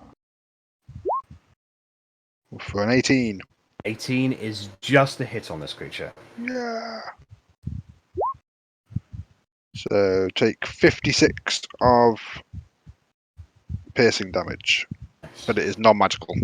Oh, it's non-magical, is it? Yeah, because I already used my bow earlier. All right. So as the arrow boom into the creature, it just immediately gets enveloped into the failure, and the arrow disintegrates on impact, seemingly doing no damage. Well, that's very upsetting. I guess I'll have to use a few magic arrows that I do have left. But that is my go. Okay, Russ, you're up. So you are restrained at the moment. Yeah. I was wondering, this just based on where the circle's drawn, there's no chance that the magma will set the slime on fire, is there? You do not know if this slime is flammable or not. Oh, I just saw based on this stuff. Yeah, it was fine. Well, I'm going to. I don't know. I feel pretty beaten up, so I'm not gonna struggle against it too much. What I want to do is I want to cast Confusion on the failure. Okay. So that would be a Wisdom save. Right, so it has advantage on this. Cool. 26. Yeah. Well, It's actually nothing it's happened. proficient in wisdom saving throws, unfortunately. Yeah, that's gonna be an issue. So you cast confusion on the creature, and it seemingly has no. The magic does not take place. Yeah. Okay. That's fine. Right, so you want to stay where you are at the moment? So I can't take it. I feel so. Well, I'll try and move. Actually, what I want to do is I want to activate my flying boots, and I want to try and fly upwards. It's not an action to do it. It's just movement. Right. Well, you cannot move at the moment because you are restrained. Yeah. Yeah. So you try to fly up, but it's like sticky rubber. Like it just pings you back into place. Right. At the end of your turn, it's going to take another legendary action to throw an acid splash towards Russ's direction. So, as you are restrained, you have disadvantage on the you have disadvantage on the dexterity saving throws. So, can I get a dex save from you, please? Yeah. Oh, sorry. Another one. Oh. You make the save, so amazingly, as this acid is coming towards you, you just move your head out of the way. It flies past you, it hits onto the ground. And you can see its own acid is working against its slime, and the slime is actually burning away now. Alright, so that's Russ's turn. Verity, you're up. Okay, I have what is probably a stupid idea. Like its form, is it like completely incorporeal? Like It is ooze. it is ooze. Yes. So no chance of trying to grapple it of any sorts. Just make a free action intelligence check, please. I'm good at those. Nope. You have no idea. That's okay. For the time being, to just kind of make its life difficult. Sorry, Korgrin, because this is gonna fuck up your holy weapon. I want to get it away from everyone as quickly as I can. So I want to summon Hand of Steve and force push it. Okay. 30 feet, I can force push it up to 30 feet away, so it's going to be a contested strength check against its athletics. Alrighty then. So it would have advantage because of the magical resistance. So it has advantage against magical effects. So It's just a general strength check. yeah, against the magical effect. Alright. And I assume its size is bigger than medium. It is a huge thing. So Can I use my 18. luck to reroll that? yes, of course you can. 19. Yeah. So that makes it a success then. So it's now pushed 30 feet away. 10, 15, 20, 25, 30. So yeah. Trying to get away from doing much damage to everyone else at the moment. It stops rolling by the magma. It just sort of corrects itself. Wait, Alright. can 30 feet get it more into the magma? It went 30 feet back, exactly back where it was, getting it right to the cusp of the magma there. And can you roll a d100 for me as well, please? One sec. Do I want to do the double d100 today? I don't know, do you? Have Okay, faith that you're not going to get another one. Yeah, I was just I'm going to ask, gonna- how often is it that you get to choose that? Is it once a day or once a week? I only or- get to do it once a day, yeah. I'm gonna do a double one and choose 4 and 87. Cool. Alright, 4. Up to 8, 3, up to 8. Another 4 is up to 8 creatures in 50 feet radius are under the effect of the True Strike cantrip until the end of the next turn. And Okay, 80, so definitely because and 87 is you cast Fly on a random creature within 60 feet of you. okay, so I'm gonna pick both of them. Okay. Who will benefit from who's within 60 feet? It's random, so. Oh. Everyone's within 60 feet, so. Alright, I will roll a d6 then. And so is the failure. Is it? Oh, but then I will. Yeah. Oh, 1d7. 2. Russ. Whilst you are already flying, you feel a magical presence come over to you that allows you to fly even more. Yay! And at that moment, everybody, your eyes focus. You are hyper fixated on this failure. And the next attack you make is at advantage because you come under the effect of True Strike cantrip. Again, sorry about your spiritual weapon, Korgrin. I just thought it would be better to get it away from you. It's 20 foot within my spiritual weapon, so nothing Okay. changes. Nice. But thank you. And the Hand of Steve is just going to stay glowing near him. Very good. All right, top of the round is Otti. And I will fly this way a little bit. Okay. So, Otti, you are restrained at the moment. However, it seems that the acid is slowly burning away the slime around you. I'm gonna try and get out of it first. Okay, would you Do I like have to to do it at make the end of the turn or the beginning of my it turn? will be your action to try and break out of it. I'm gonna try and break out of it. All right, make a strength check, please. I think that's what it is. Is it low actions? Sometime. Strange creature is a strange creature or any other creature can use its action to try and break free of the siege with a DC 21 strength check. She Can made you it. re-roll? No, that's a strength save. Can you re-roll that, please? No. Do it as the other way around. Unfortunately, and then you break free because the DC has been reduced because of the acid. Yay! And I'm gonna move out of the way. So 1, 2, 3, 4, 5, 6. Is the tracks difficult terrain or is it just normal? No, they're just normal. Awesome, that's fine. I'll move over here then. That's it. Okay. So at the end of your turn, it's going to throw out some acid towards you, Otti. Can you make a dexterity saving throw as its last legendary action of the turn? Can I see it coming? Yes, you can. Ooh, you make the save as you just get out, dodge and get out of the way of the acid splash. Okay. Right, it is the failure's turn. The failure is going to cast.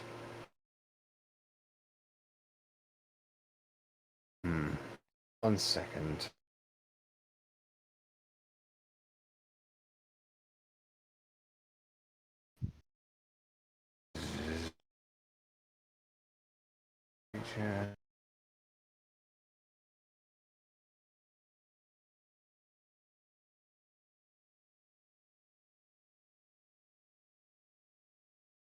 Alright, so it is going to as part of its multi-attack, it's going to cast a spell and it's going to be gaseous form.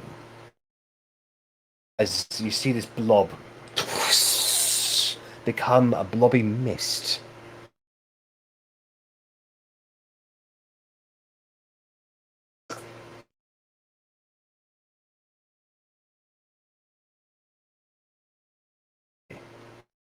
Looks like it's as of right now, it is trying to make its way over the magma without burning itself. However, it's only got 10 feet of movement, so that's all it can do. Korgrin, you're up. I'm just reading gaseous form. Target can enter and occupy the space of another creature. The target has resistance to non-magical damage, and it has advantage on strength, dexterity, and constitution saving throws. Then Wait, is that a spell? Or is it Yeah. a state? Okay. Spell. Okay. I'm not gonna Google it. I'll just. let me just check. Oh, I wait, see sorry. it. Sorry, at the end of its turn, sorry, I forgot to do this. A lair Yeah, go action.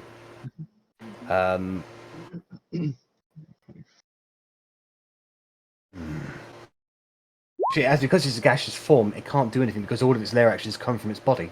So, yeah, skips the lair action turn. I will heal myself with Okay. a quick cure wounds as a just a first level. Actually no. Scratch that. I will not. All right. I will cast Crusader's Mantle. Oh. So third level. No, I don't need to give myself another third level spell slot. I need to take one away. So that is a 30-foot radius. Everyone, all of my allies included, gain a 1d4 extra damage on a weapon attack. Nice. So if you're making a weapon attack, you do extra damage. Oh, and I remember we will- have True Strike still. Yeah. I forgot. Almost 30 feet. Yeah. If you move closer. Seeing that it's over there, I will try and encompass. So 5, 10, 15, 20. That'll do. For movement, and I will move my hammer. But that is me. If I'm going to have control of my hammer. Yes, I'll just do that for you now. Thank you. But that will be my turn. So if you want extra radiant damage, albeit not a lot, please move into the circle. All right. Arrabella, it's your turn. 15, 20. Okay. I'm going to move forward a bit because it's gone out of my range now. And I'm already. Well, to be fair, I'm at normal for one hit. Yay. And I'm going to try and hit it. And I bet you this is where I fail because it's standard. 20, yeah, 20 is a hit, or 23 is a hit, yeah. Okay, so it's that damage plus the 1d6 for Hunter's Mark plus the 4 radiant damage. Is it just 4 straight 4? Or is it d4? 1d4, yeah. 1d4. Lovely. So that's 11, 16 damage against it. So as the arrow flies through it, its incorporeal gaseous body fluctuates violently, indicating it having an effect. And I'll do it again. 'Cause all my bow attacks are magical. Back to disadvantage I go. 21. That's still a hit. That's 18 because it's the +3 to the damage as well, isn't it? I will play with that in a sec. I'll ask Richard very nicely if he can play with it because I don't understand the attack modifiers or anything like that. I assume I have to set up a damage modifier, but I don't know how to do I'll do it. You also gain another d4 because it's whenever you make a hit with a weapon attack. Oh, thank you. By the way, and I think I might have mentioned this to you, but with Hunter's Mark, I've researched this spell. It's every time you hit with a weapon attack, not just once Nice. per round. okay, well that's handy. There's my It's hunter's not mark. sneak. It's not sneak attack. So yeah. Okay. Ooh, So thank you. 21, 24. Lovely. Okay. 27. 27. Yeah, because the 15's meant to be an 18. Alrighty then. That's Arri's turn. Rennas, you're up. Okie doke. So Rennas is going to come join Korgrin in a circle. Enter the prayer circle, child. Taking a magical arrow out of his bow, he is going to try and shoot him again. Alright.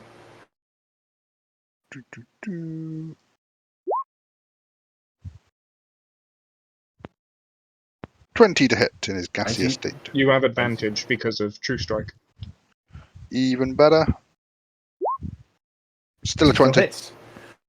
Have you activated have you got a magical arrow now? I've got a magical arrow in it, yeah. So I've got 11 I've got 10 of those left now after this one. Very good. Okay, so go ahead and roll damage. 39, 48 points of damage. Lovely.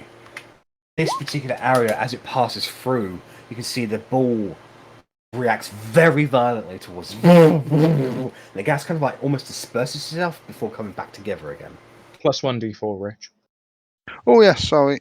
The whole reason I moved into the circle.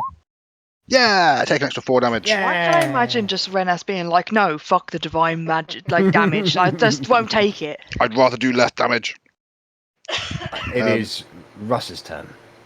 Right. To clarify, so the acid burned away at this shit a bit, but I didn't break free from it yet, right? No, Even though I tried to you fly. haven't spent your action Okay. trying to break free from it, no. Well,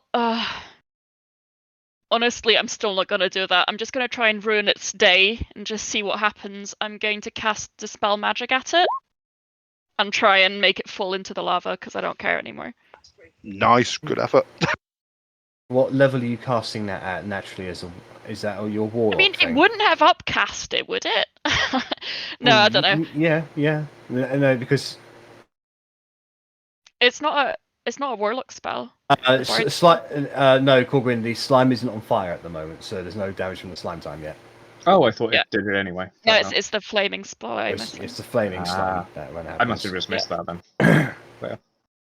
Okay. So that's one of your warlock spells, right? Bard. Bard spells. So are you casting that at level 3 then? Since you said it, honestly, fuck it, I'm going level 5.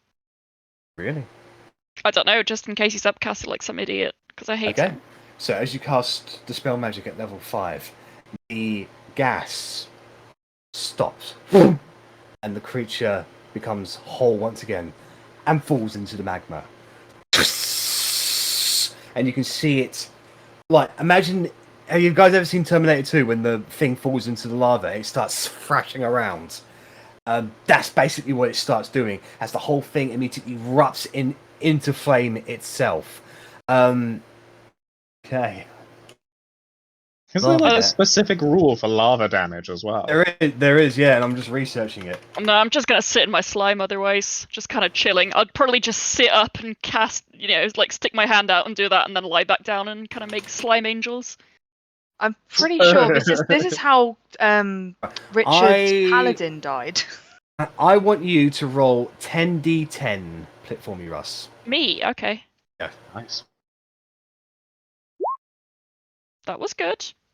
Alright, so this creature thrashing around, as it's falling into the magma, it is naturally resistant to fire damage, so it still takes 32 points of fire damage being in the lava.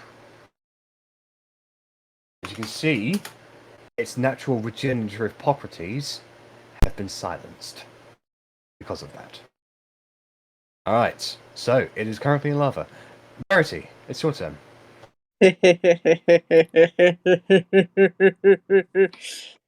So, wait, can anyone hear me?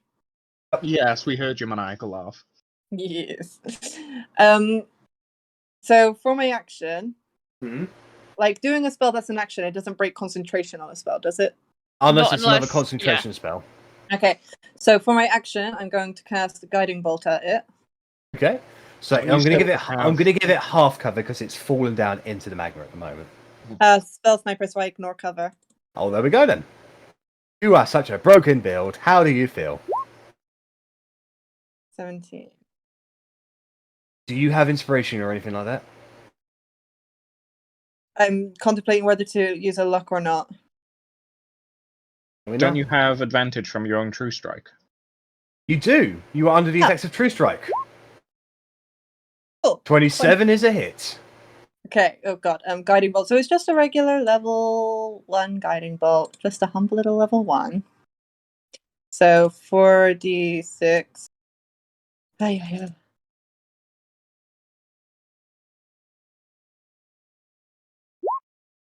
So 19 Nice. radiant damage. Nice. It's And part of its then- body just. And now whilst it has the guiding bolt advantage thing, Mhm. does that give the Hand of Steve advantage on a force push further into the lava? No. It's an attack roll. Okay, well, I'm still going to use Forceful Hand to strength versus strength and try and push it further into the lava if possible. Trying to just, Okey-dokey. waterboard it, but with lava. Alrighty then. A 24 from the failure. Okay. I might use luck, so don't tell me the result. Oh, wait. Oh, wait, and that's plus its strength, which is 8, so that's Yeah. 26? Yeah. So you push it under the lava. 30 feet, basically. I believe the. The hand does take damage, and I The have it hand hit points here, so... So I'll roll because it's technically touching lava. Now I'll roll damage now. Then I know the hand has a bonkers AC, but I can't remember its hit points. 44 It fire has damage. Its hit points are equal to your own hit points, so... Mine has... Well, you have 120, don't you? Yeah, Is it- so... Current or So max? Your max hit points. Okay. Yeah. So it takes 44 damage out of the 120 it has. Right. So the failure has got full cover now. It's under the lava. Right. Under the sea. Take it for me. Otti, it's your turn. Well, I don't know what the fuck to do now. I was hoping to give people a chance to recover or whatever before it pops back up. I'm gonna move over here, and I'm gonna hold an action to once it comes out of the lava, once I can see it, once there's got no cover at all, so it's out completely, I'm gonna throw a firebolt at it. Alrighty then. It is the failure's turn. The failure is going to swim away from the hands and slime its way up breaks the surface and slime climbs up the side of it. It's currently on fire. To activate your action, Otti, Yeah, it's coming dangerously close towards me. 11. Do you have true you strike? are under. Yeah, you're under the effect of True Strike. I'm And gonna it was try. guiding bolted, so. Yeah, so you have advantage. 28, 28 is a hit. 24. So as the fire strikes into it, it's still innately resistant towards the fire damage. However, you do blast away part of it as it angrily rolls on fire towards you. Shit.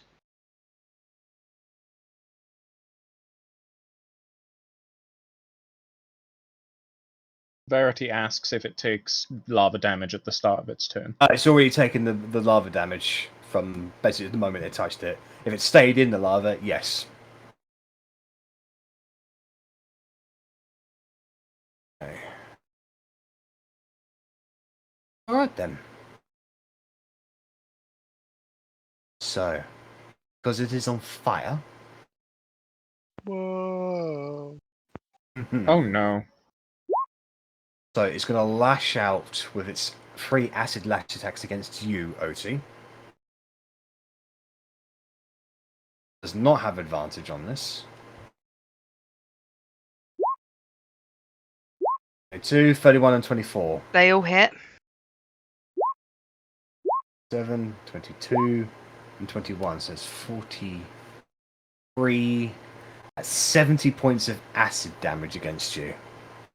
Ow! That feels very. And then part of its body, currently engulfed in flames, throws outwards, splunges outwards towards Russ.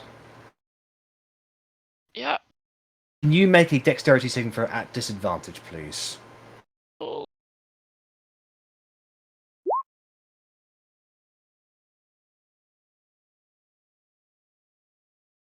You make the save.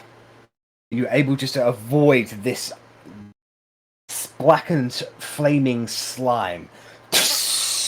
Which, however, as soon as it hits the slime time, it immediately engulfs into flame. Yeah. So at the start of your turn, you will be taking 4d10 fire damage. Right. At the end of its turn, it is going to dunk part of its body, sponging it across the room. Landing right by Rennas and Verity. This thing, the flame erupts away from it and just forms itself up into a blackish, turning into a clear cube. What the fuck, Is it man? gelatinous in nature? Yes. Do you want to have it roll initiative? I've only heard of this. I don't know what it is. So, as a -4 on the on its dex, so Korgrin, you'll definitely go before it. So, Korgrin, you are up. Is that a lair action? Is a lair action, yes. Okay.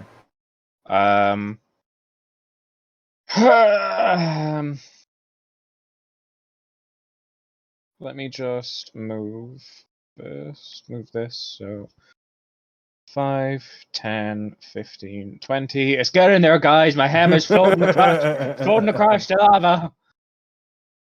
So that's that. I would like to fucking chuck back a bitch ass potion. Greater healing, 4d4 plus 4. Yep.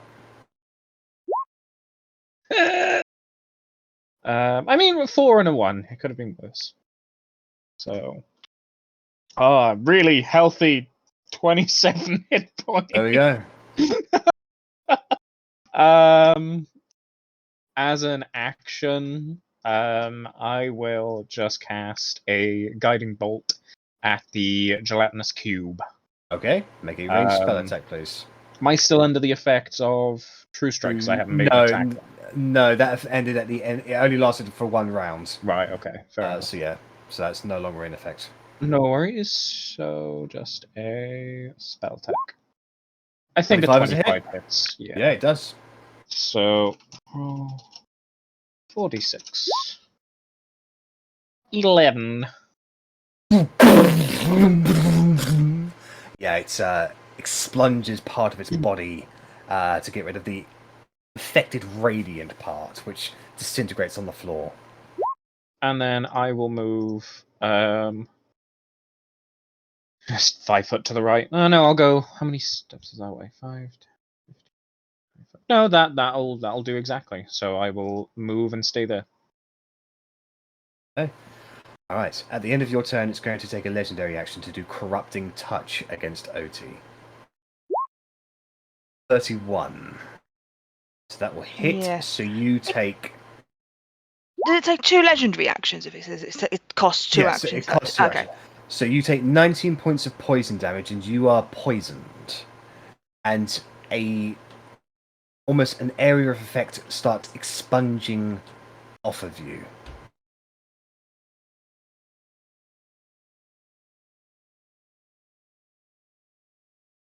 Right. That's Korgrin's turn. So that's the legendary action. That is the gelatinous cube. So it's 2 possible targets. It is going to go for Verity. Sorry, Jack. I forgot to roll wild magic for my guiding bolt, so I'm just going to do that now. Oh, did you roll? I didn't. It's a 9 anyway, so just. Oh yeah, you're good. Okay. All right. So this thing is going to use the action engulf against you, Verity, and enters your area. So can you make a dexterity saving throw, please?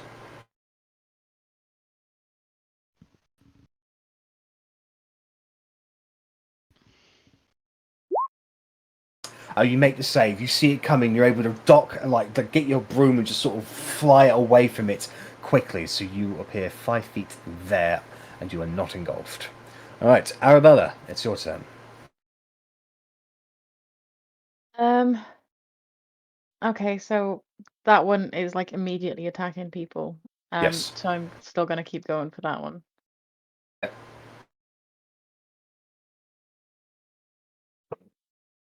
That's me pop opening. Are 22 you attacking the failure or the gelatinous cube? failure. Right, that is a hit. Roll damage. So it's 13 13. plus radiant plus hunter's mark.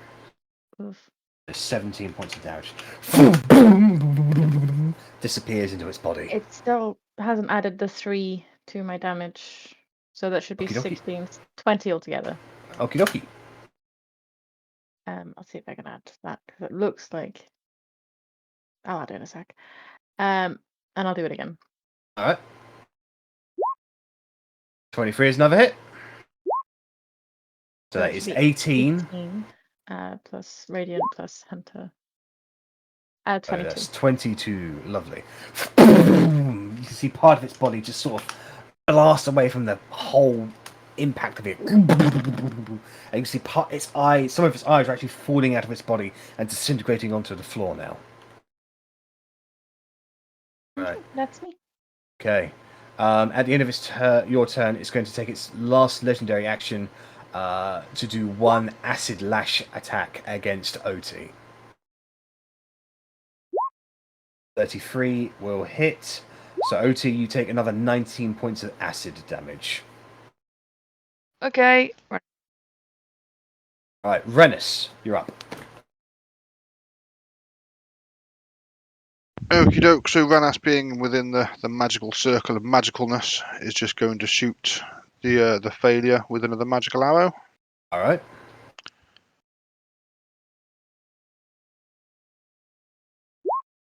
$28 to hit. 28 will definitely hit, yeah. So take 36, 47 points of magical piercing. Alright, so as the arrow Plus a impacts D4. on the creature, D4, yes. explunges in impact. And more eyeballs just fall out around Otti, and the creature is now sort of struggling to maintain its form. Just hurry up and die! Right. And then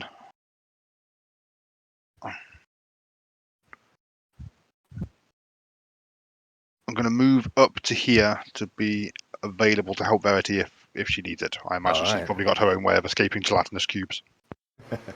Alright, so at the start of your turn, Russ, you will take 22 points of fire damage. On it. Oh, okay. Yep. Am I free, son? No, Okay, still good. restrained. All right. I am going to cast Bigby's hand near the guy. And I'm having trouble understanding it because, well, I'll put it in chat, but it says that I have a strength of 26, and Yep. then if I make a pushing thing, so I want to try and push him back into the lava. It's contested athletics check versus the hand strength. I don't know if that's 26 or if I need to roll. No, you need to roll on plus an 8 to his strength. Plus an 8 to it. Okay. Roll 1d2. So it's not a spell attack. No, it's still Okay. a magical effect, so that's why he Oh, has for fuck's advantage. Oh man. Yeah, so he does succeed. So you cast Bigby's hand, the gigantic spectral hand smashes into the failure, and it maintains its ground and is blasted backwards. Yeah. I swear, forceful hand. It says. That's why I was confused. Oops. Yeah. Yeah. No, it's fine. Yeah. I'll just. So you roll a d20 and you add its strength modifier. Yeah. Okay. So yeah, that's what it does. Okay. Right, so that's Russ's turn. You are still restrained and you're still burning. Verity, it's your turn. So for my action, I'm going to use 2 sorcery points to twin spell level 3 guiding bolt at both the cube and the failure. Right, so the cube will be at disadvantage because it's within 5 feet of you. But it's an advantage from my guiding bolt, so it's a straight roll. The gelatinous cube hasn't been hit yet. I've hit it. No, you have not. No one's hit the gelatinous cube. I used guiding bolt on it, Jack. I thought you used guiding bolt on the failure. No. I used it on the gelatinous cube. I'm sorry. I thought it was against the failure. Oh, apologies. How much damage did you roll? It was only 11. All right, so I'll just give that to the failure and put that on the gelatinous cube. So yeah, my apologies about that miscommunication in my regard. So yeah, so it'll just be a straight up roll against the gelatinous cube. Is it the same roll for both, or do I have to roll twice? It'll roll twice, so it's 2 attack rolls. Okay, so 27 for one and 23 for the other. Both hits. Okay, sorry, just going to do a wild magic search for that so I don't forget this time. 13, we're good. So then that is 6d6.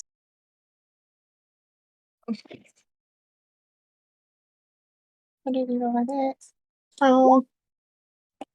So 20 radiant damage to both. Lovely, lovely. And then bonus action, the forceful hand is going to get between the failure and Otti, and it's going to try and force push him away. Okie dokie.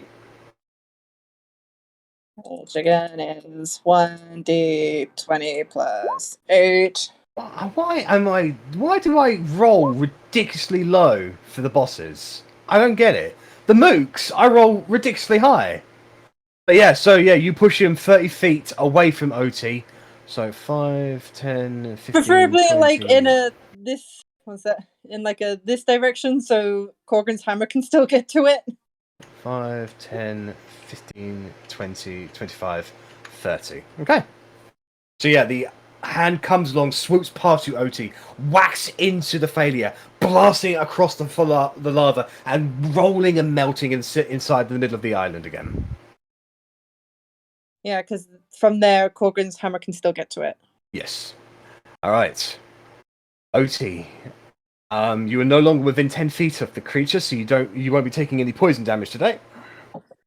Well, now I've taken some today, but just not now. I would like to. I'm going to try something because sometimes I have thoughts in my head and sometimes it occurs to me. I'm going to try and shoot a ray of frost at it. Actually, is Russ's acid thing still on fire? Yes. Yep. I'm going to try and shoot a ray of frost at that instead to try and put that out. Okay. Make a ranged spell attack, please. What's the AC on Burning Swamp Muck? Probably higher As you than go to 10. cast a spell, it just envelops with the flames of the slime and dissipates completely. Sorry, natural one. Spells do better, and I'm just like shocked at myself. Like, why am I doing? Why is there still an aura that's following me as I move? You've just been poisoned. It's fine. Kind of just like aiming kind of at the wall and kind of missed the wall and hit it, but it didn't do anything. And So you just have a lot of slime on you at the moment, which is giving off a scent, shall we say? yeah, I'm trying not to gag from being poisoned and from the smell of myself. And that's all I can do. All right. So the failure is going to get up. All right. It is going to move Be a this little way. bitch. No, my hammer. My hammer. We forget that it can move. All right. Well, I need to roll a d6 at the start of his turn anyway. Fuck my So life. It does not get eject slime back.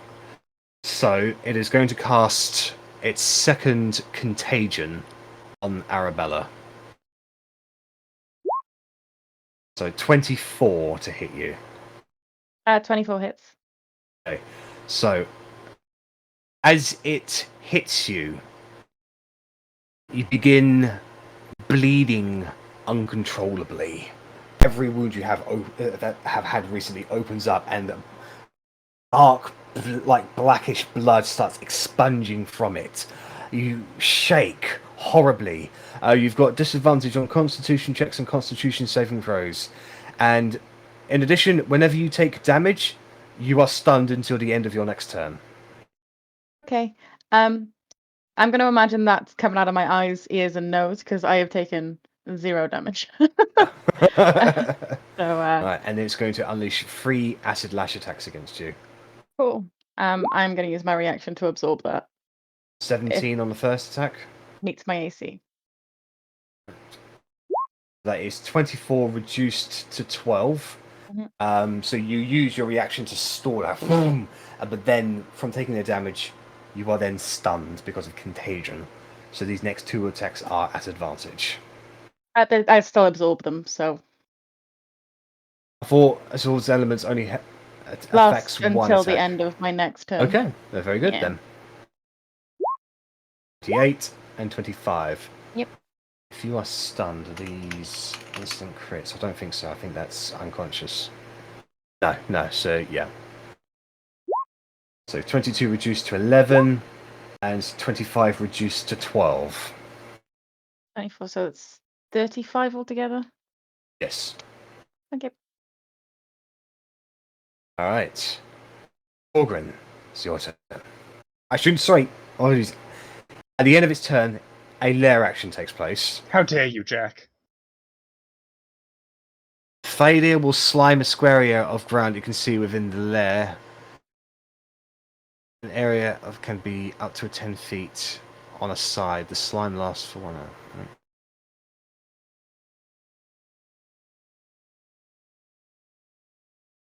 10 feet. Korgrin and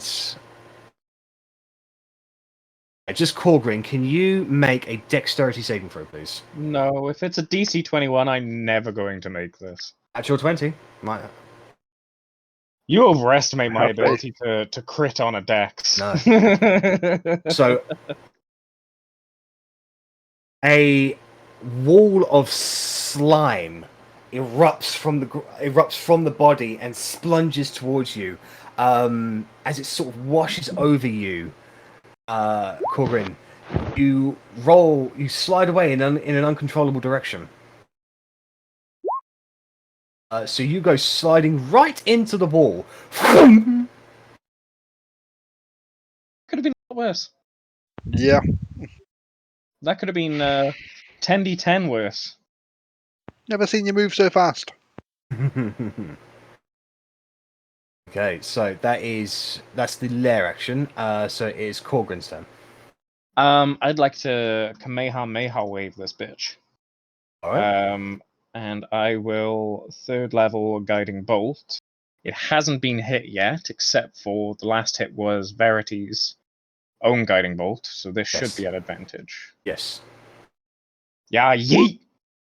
Ugh, do I want to take the 19? I think I have to... No, I've still got Bardic Inspiration.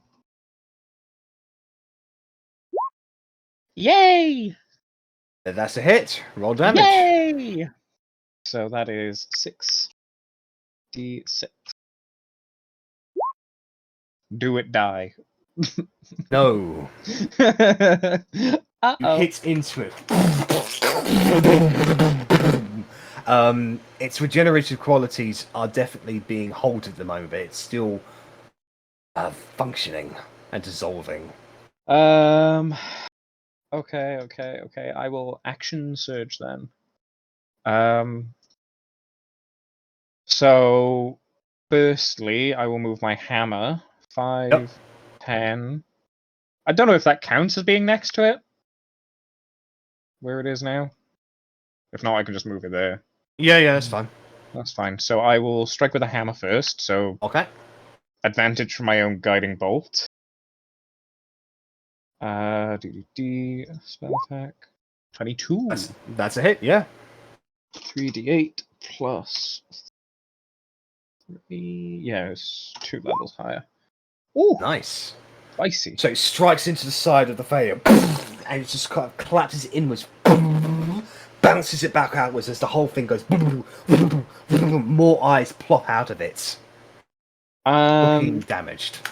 This thing doesn't have a good dex, right? Seems Thought so. doesn't seem particularly fast, but it does seem reactive. If you catch my meaning. Yeah. I'll try it anyway. I'll try a Sacred Flame. So a dex save from it. Okay, so it has advantage on this because of magic resistance. Fair. Yeah, that'll do it. Yeah. So Attack. its form just sort of opens out in the center, like creating like almost an umbrella-like thing as the flame erupts outwards and then dies away, and it goes back to its regular form. And then I will 5, 10. No, I'll stay where I am. So I'll stay there for now. Okay. All right. At the end of your turn,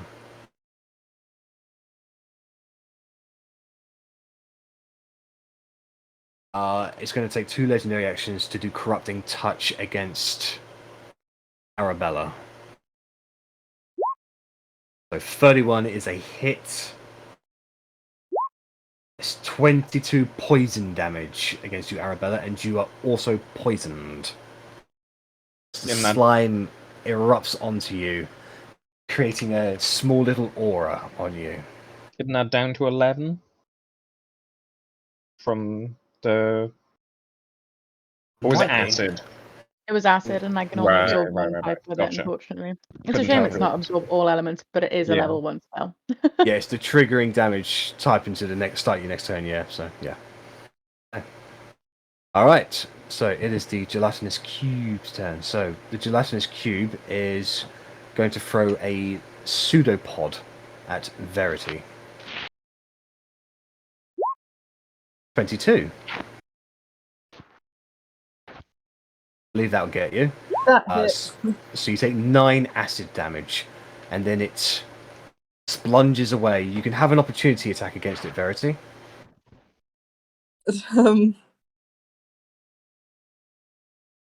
I don't really have anything else that I can use as a reaction, can I? So No. I will. Where is it? Ah! Yeah, alright then, roll damage. No strength. 10. Alright, so as you hit it with the quarterstaff, you hit it in such a way that the corner of it is actually splunged away. And you can see your quarterstaff melt from the damage. Your quarterstaff is taking a -1 to damage and attack rolls, by the way. It's just a random ass quarterstaff.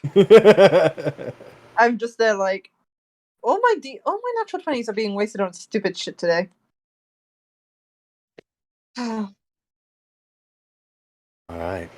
And it is going to occupy the same space as you, Rennas, but it's not going to engulf you yet. How dare you? Right. My bubble, my personal bubble. Arrabella, you are stunned. I was going to ask if it was to the end of my turn. Yeah, at the end of your turn, you are no longer stunned, but you're still under the effect. You may repeat your Constitution saving throw as well. Okay. I assume that's no movement as well then. No movement. Oof.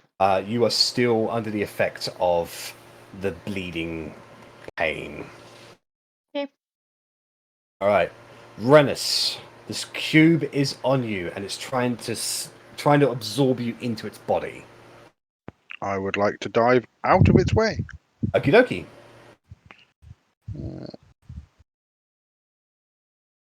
And I'm going to...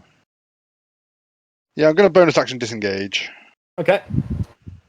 And I'm just going to run up to the side of Korgrin. And I'm going to shoot the failure. Alrighty then.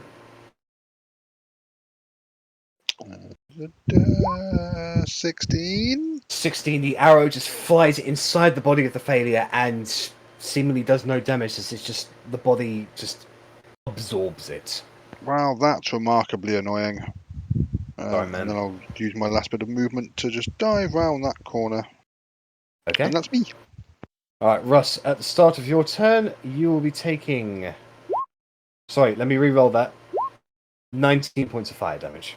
Okay. And I need to do a con save. For I your always forget.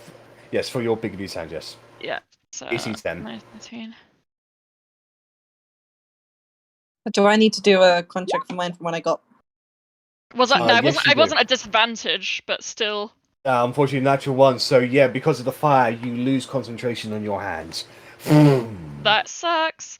Well, I'm going to quadruple Eldritch Blaster as my action. Okay. Verity, you may can you do your saving throw as well, please? Your concentration. Yeah, you maintain a save. How did I roll a nat one? The only one I didn't need to roll. Sorry.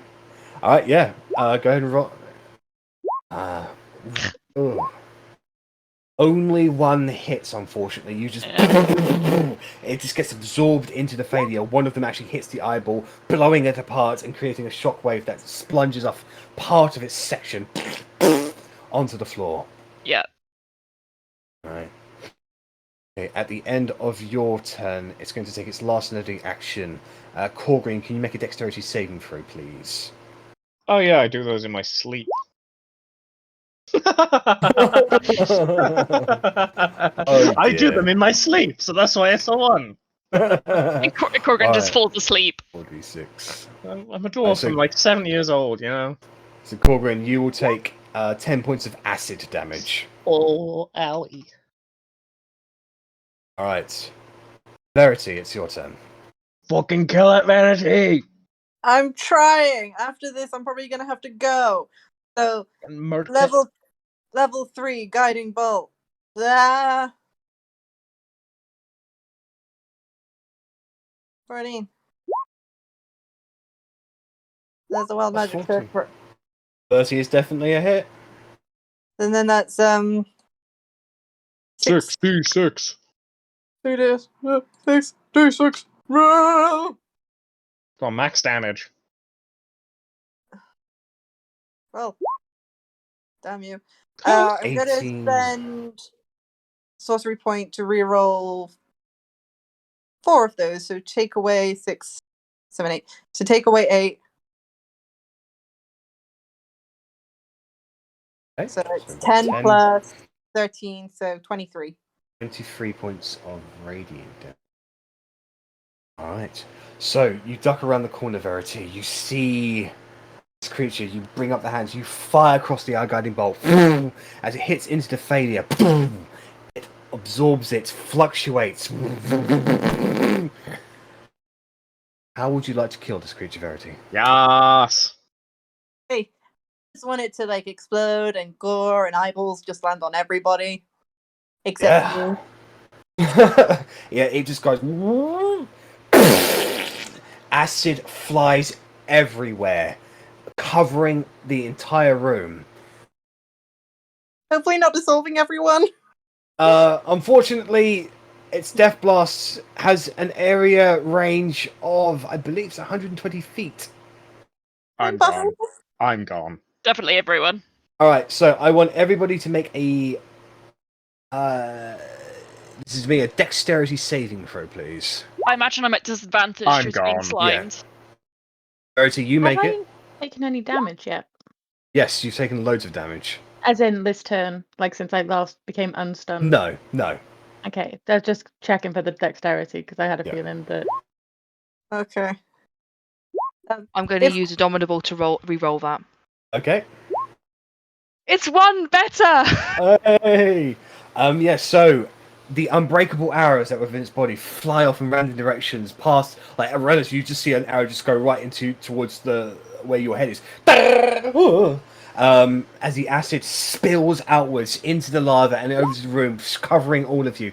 Those of you who failed, which is basically everybody except Rennas and Verity, you guys will take 13 points of acid damage, and your currently equipped weapons and armor, including magical, take a -1.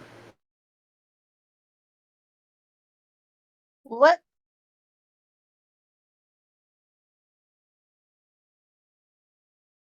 If I see Korgrin go down, I use my bonus action to throw. I'm up. Barely, but I'm up. Failure dies away, so too does the gelatinous cube under its control. And you guys take a deep breath as combat has come to a close. Okay. For So- that Verity. Of course it Jesus. was. I'm gonna have to fucking go. I'm sorry, guys. No worries, Verity. Uh, I'll let you know what happens after this, okay? Thanks for Okay. killing it, though. eh, eh.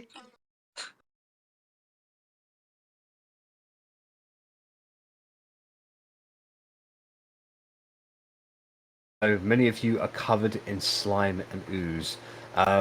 Arrabella and Otti, you would spend an action to wipe the slime off of you, getting rid of the areas, the aura that is coming off of you.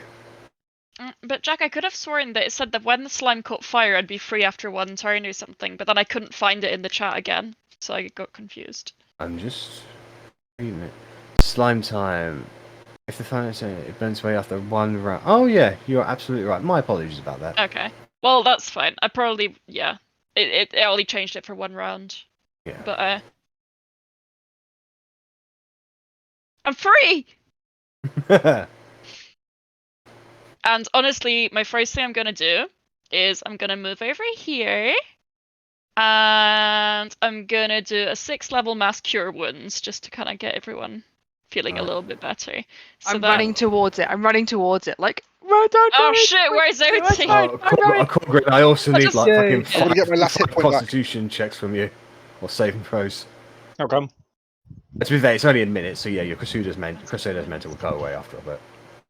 Oh, I think for like the last 2 rounds it didn't get used anyway, so that's fair enough. Yeah. Everyone gets 26 hit points. It's Yay. better than nothing. Well, sorry I'm not Korgrin. Try my best. No, you do amazingly. It's fine. Who's still poisoned? Oh, Arri's ruined. Just Arri's just fucking ruined. Just I I'm need- not actually Um, that damaged compared to my max health. I know, but how long I are you need gonna that one keep hit point bleeding back. out the eyes for? That is a point. How long am I going to look like a horror movie? oh extra? yeah, can you make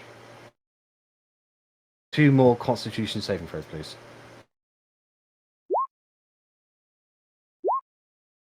A week. For the next week. I Nice. will spend a 7th level spell slot to Greater Restoration. All right, so you are cured of your disease, Arrabella, from Korgrin's spell. Cool. Like, if it wasn't for the fact that if I got hit, it stunned me for a round, I would have totally kept it because I feel like it would have been hilarious. But the disadvantages were too great. So thank you. Mm. Optimistic about Big B's hand until I rolled a nat 1 on my con save, which was literally the only fail I could have done. Mm. Kind of inspect the room. What's the damage? The center of it is practically just stone left. Anything that was in there is completely dissolved away. It included any documents, any artifacts, any trace of a forge has been destroyed. Well, Rennas is going to inspect something he was seeing while cowering behind pillars. Moving over to the side of the room, Rennas, you see the twinkle of golden coins. Run! And as you get closer and closer, you see a literal pile of gems, money, magical components, items. You know in this moment, Rennas, that you most likely found Knowledge's secret hoard. Oh, what a shame, my Scrooge McDuck. I immediately want to. I don't want to take anything that Rennas is doing. I want to help Rennas and help him find as much as possible. I'll be pointing stuff out and be like, grab that one, grab that one. If you guys want to spend the period of a short rest in here, you can find out exactly what is here. That seems logical to me. Not that I'm hurt Could at all, I but- also inspect all of our weapons and arms and that kind of stuff? Yeah, they have been damaged by the death blast of Can the they failure. be repaired? If taken to somebody with an appropriate skill level to repair magical items or mundane weapons, it's something probably you'd be able to fix with some over at court if you had the materials and the rest. The magical items, they're going to need some re-enchantments. And the Mithril armor count as magic. Yeah. no, it's like It a type doesn't. of metal. It's a type of metal which, unfortunately, it would still get the -1 to it. Yeah, because I have a proficiency in smith's tools due to my soldier background, but I reckon I'm more like guy hammering away in his garden shed kind of level Holy rather shit. than. That's a And lot of money. Yeah. What? There are Sorry. 4 times 10 GP gems. Times. That's a lot of money, guys. Korgrin, Is it- can you do ascending to knowledge? Just 30 has. That's all I want. No, because I don't want to die here, Rennas. I'm pretty fucked up, and if he No. instantly comes here, I don't want to die. What you should do is learn that broadcast spell, and broadcast is the whole kingdom. Just broadcast us stealing knowledge's treasure. Just gold Yeah. piece Might be by good. gold piece. Yeah.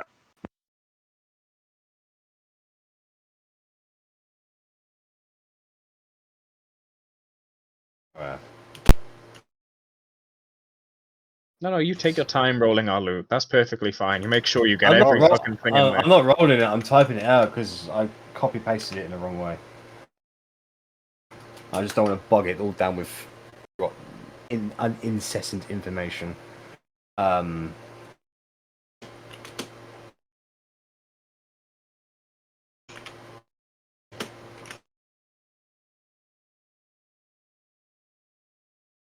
Right, so these are the gems. Shit. And then here are this I will copy paste. We lost Fiona. And Fiona's let her. returned. Wow. And then there are 2 other items in there.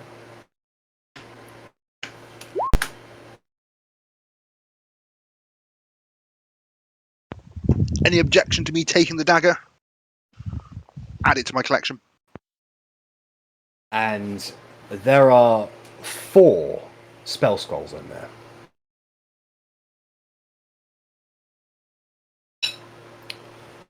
I'm going to expend a spell slot for not expend. Over the course of a short rest, she would identify these spell scrolls in turn for you guys.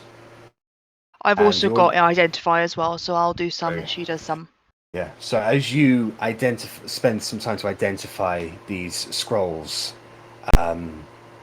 Otti, your jaw drops at the sheer power inscribed in the words and the enchantments in these 4 spell scrolls.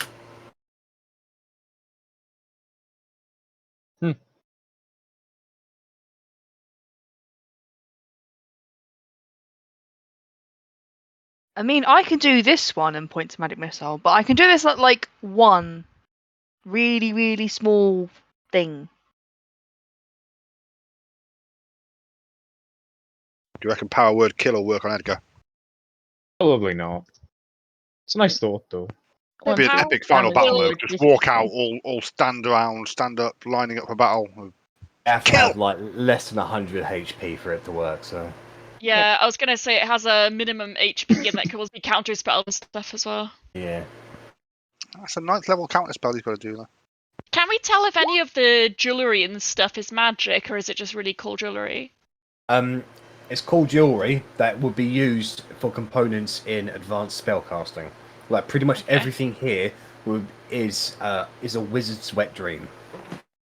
I want to ask the team if I can wear the jeweled platinum ring if I ever meet Knowledge again. I want to flash on his face. I just want to have it and just kind of. I mean, I definitely plan on stabbing him with his own dagger. No, you should do it, but wearing really sexy embroidered gloves. Yeah, it's already hard to work out what gloves to wear. I had these really cool gloves that let me catch things when people attacked me, but no one ever attacked me, and I felt sad. You know what? I'm a bard. I'm probably the most kind of. Well, I don't know how to say this. Just kind of like probably wild fashion sense. I reckon I'm actually gonna wear the embroidered gloves. I look really cool. There's With also another room you haven't gone into yet. oh my god, with Verity's I identify, was too busy. or Otti's, would they've identified the magical gauntlets that we found earlier? Yes. The gauntlets are gauntlets of ogre power, Wow. and the belt is a belt of hill giant strength. Didn't someone need a belt of hill giant strength for something else? There were Yeah, they 3 also needed items to needed for grow elders. the face smash or whatever, and I think we only found 2 of the 3. No, it needs gauntlets of ogre power and a belt of hill giant strength, any kind. So Did it not need a 3rd item? no, just those 2, and obviously the hammer of thunderbolts, which it is. Okay. So Arrabella. it's the set. As you walk into this room, you see 6 chests in there. They are clearly protected with a very powerful magical glyph on each one of them. Do I understand the glyph? Make an Arcana check. Guidance. What is it? The D4, D4. unfortunately. 16. You know that they're far beyond your magical abilities. Maybe glyphs of warding. I want to walk in, and I'll be like, Arri, stand back. And I will stand Actually, up. I'll stand back as well. I'll go back until I Be can still see them. very Yeah. careful. Pick one. Of the 6 chests. Like, So biggest there is one chest that has a pictograph of a book on it. There's one chest that has a pictograph of a mask on it. There's one chest that has a pictograph of sort of prayer hands together. One chest that has a pictograph of a sword. One chest that has a pictograph of boots with wings on it, and one chest that has a pictograph of kind of like a hulking, like, you know, one of those healthy Mr. Muscular poses sort of thing. Can't we sleep until like people have to spell magic back? Spell magic. That's what I'm guessing at. Okay. Fine. I want to pick your first pick. If I had to guess, and I mean this in the nicest way, I'm getting a terrible, terrible feeling that whichever one we choose, the rest will probably disappear. Yeah. It's happened to us before. If we had to make deductions, they're probably books of augmentation, probably for, you know, our intellect, our strength, our fortitude, our, you know, So it's whichever is kind of wanted the most, really. I vote personally, maybe books or weapons. Anyone No, have any I mean, opinion? I think what I'm saying is, if we had to pick one of these kind of ways to enhance ourselves, which do we want? Oh, Whichever one means I get the Constitution. feeling that they're Or wisdom. manuals. Yeah. well, I was just gonna cast a spell magic on them. You mean on the glyph of warding, right? Yep. Is there a glyph of warding on each one, Jack? It would appear so. Yeah. Otti, do you want to have any say in this? You're kind of quiet. I'm mathing gold at the moment. Hang on. Fair enough. Copy and paste things to bag. But yeah, I feel like we have a lot of boons to strength as a team. The Dexy people, I don't think need any more Dex. I think Con or Wisdom would be. How dare you? I always need more decks. Like, I'm pretty certain with both +5. I'm +6. Oh, there you go. Could be +7. Exactly. Jack gets it.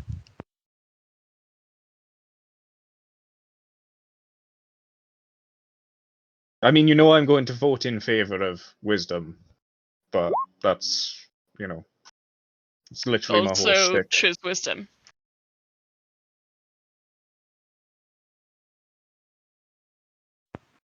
I'm still obsessed by the gold and shit in the other room, so this is all you Yeah. guys. Go for the wisdom book then. Yeah. What's that whisper for, Rennas? I don't get it. It's about my sheet. Oh. I didn't know you could see whispers. Well, you whispered it to me. I mean, I really didn't. I whispered it to Arri. Oh, I guess I could see whispers. Oh, well, there we go. I think that's the first time anybody's whispered to another player in this campaign. No, I mean, it's really it's not. definitely not. So I'm confused at why you can see that particular one. Well, I can see that from Korgrin. How strange. I can't see it from anyone. Any consolation. So Yeah, I'll just put it in as an extra thing on my Okay. bows. Alright. So, knowing that a spell magic thing, it's not actually anything that I need to see. It just needs to be within 120 feet of it. So I'll try and take a few steps back still. I'll encourage everyone else to do the same. So did we agree which chest we're picking? I think it was wisdom. Okay, I will cast a fifth level spell magic on. Take a guidance just in case. I get the feeling it's going to be high. Well, I want you to make a spellcasting check, please. Charisma. Oh, hang on. It's just making me edit them. I can't click on them. Alright. Understood. It's not supposed to be a disadvantage. I'll just go back to normal. 23. Check.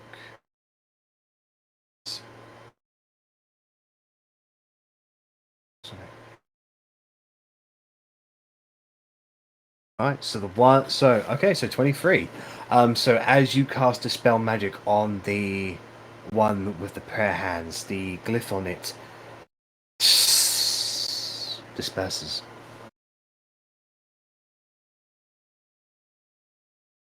Paranoid should we be? Should we just open it, or should we check it again? Or do we think knowledge is that arrogant that he thinks nobody would be able to get it after that? Want to make Open it. Rennas do it. The Fast ranger opens hands, it. you know. I'm not a dancing monkey, but yeah, okay. So, Arrabella, you go inside, up to the chest, and you open it, and inside is a wonderfully looking, pristine manual. Flicking through the pages, it is something that's meant to train you how to enhance your current awareness and your wisdom. Okay, cool. It is a I don't tome want of understanding. I'll just turn around and be like, don't want wisdom. I prefer to not understand things if I can help it at all. I'll be like, we get back again. Okay, and I go back again, Take another guidance. and I'll kind of Okay. just hand the wisdom tome to Korgrin, just be like, no, nothing. What's our second pick? Be aware that this may be the last. I'm always going to go Constitution if we've gone Wisdom.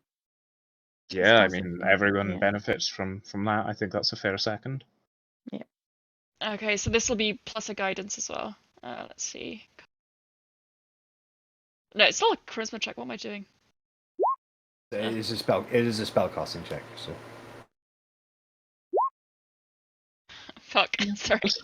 Plus 1d4, just make it up. Whatever you fancy. I pick a 4. Alright. Okay, so you cast a spell magic on the one with the sort of muscular pose on it. The magic interacts with the glyph of warding and has no effect. The glyph of warding remains. 9th level. Nine. Okay. He's keeping these all very, very safe indeed.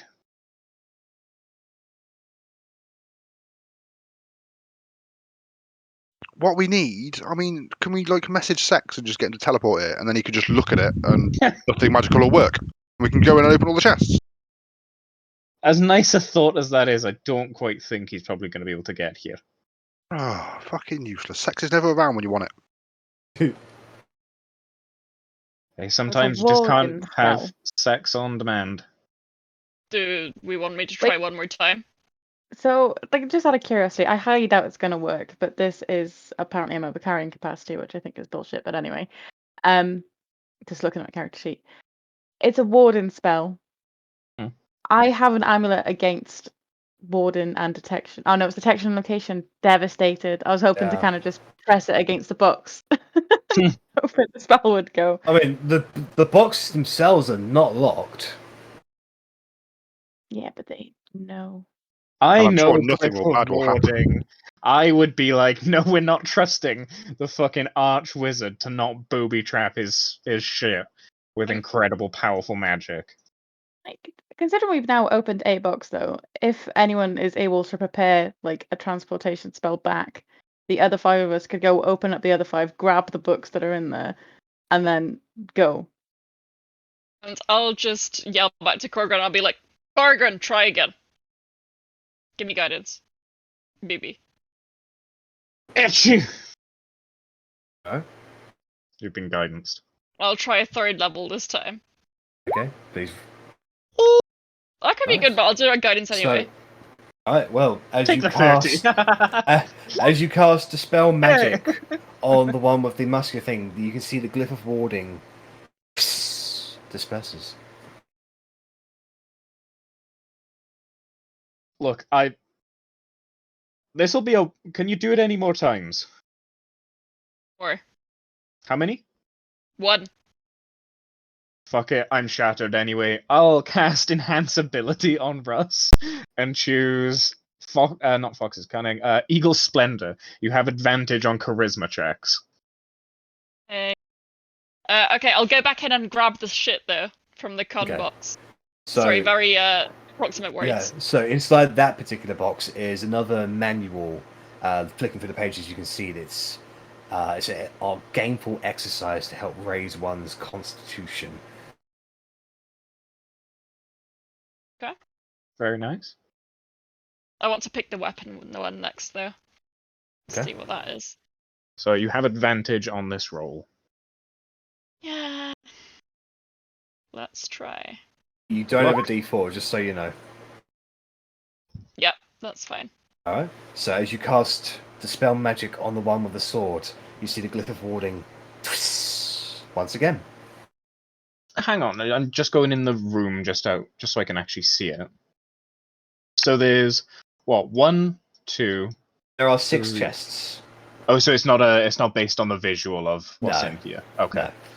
Fair enough. Because I was like, hang on, what's the really big one in the middle then, if this is all... But no, that's fair enough. Yeah. So It's yeah, mad, I Russ, got you're able to 6 open up that chest, and inside you see another manual. This one showing fighting forms and all manners of like strength-based attributes. It is a manual of bodily health. Nice. Wait, no, we've already gotten the Constitution one. Shouldn't that be the Strength Also, one? Oh, it's gainful exercise. I thought that was the con one. My bad. Oh yeah, fucking! I writ it down. It's literally 4 words away from it. Happens to the best of us. So are we napping here? Do we think we're napping here? And then we're going to try again in on the morrow? oh wait, so did the sword ones not work?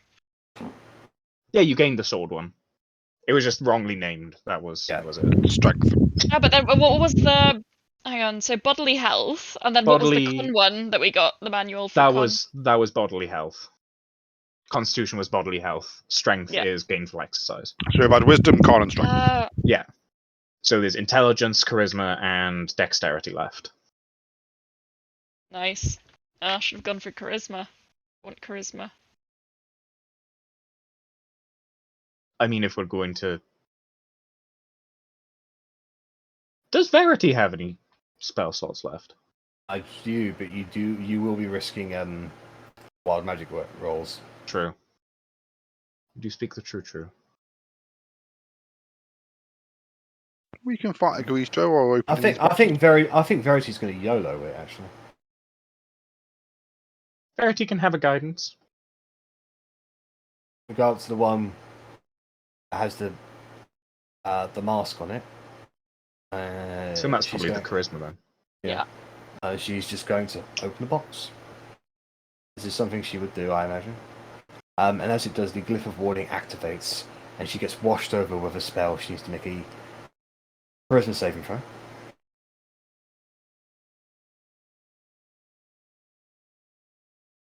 Guidance doesn't affect saving throws, does it? Yes, it does. It does. Actually, let me check. Let me just double check. 'Cause I thought that was bless. Oh no, it is one an ability check. So it would not. Yeah. So the spell washes over her, and she's able to resist the effect, and nothing happens. As she picks up the tome, she's like, "Haha, got it!"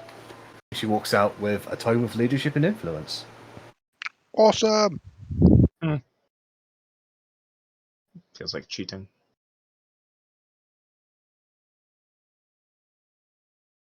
Though that doesn't necessarily encourage me to want to do the same for the strength one, for example. It encourages me to want to do the same. Of course it does. Well, there's 2 left: the intelligence and the dexterity one. I'm gonna hide behind the pillow. Well, I mean, I'd obviously go for Dex, even though I use it myself. Okay. So Well, if it's a quickly deck open up- save, then if that's the case, you quickly open up the box, and the glyph of warding activates, and the bolt of lightning shoots out towards you. Can I get a dexterity saving throw, please, from you? Of course, I roll shit. That's actually a fail. Oh Yeah. shit! Oh shit! I only get a plus 12. Oh. Why would I roll above a 6? All right, this is unfortunately it's our 9th level lightning bolt coming at you. yeah, I had a feeling. Alright, so it's 8 at 3rd level, so 8, 9, 10, 11, 12, 13, 14 d6 coming at you. It's a shame the person with the lightning resistance armor didn't open that one. Well, luckily the person that half saw Dex saves even when he fails still opened it. That's, So I still only 40 take 21. That's 21 points of lightning damage against you guys. How static is his hair now? It's little singes on some of them.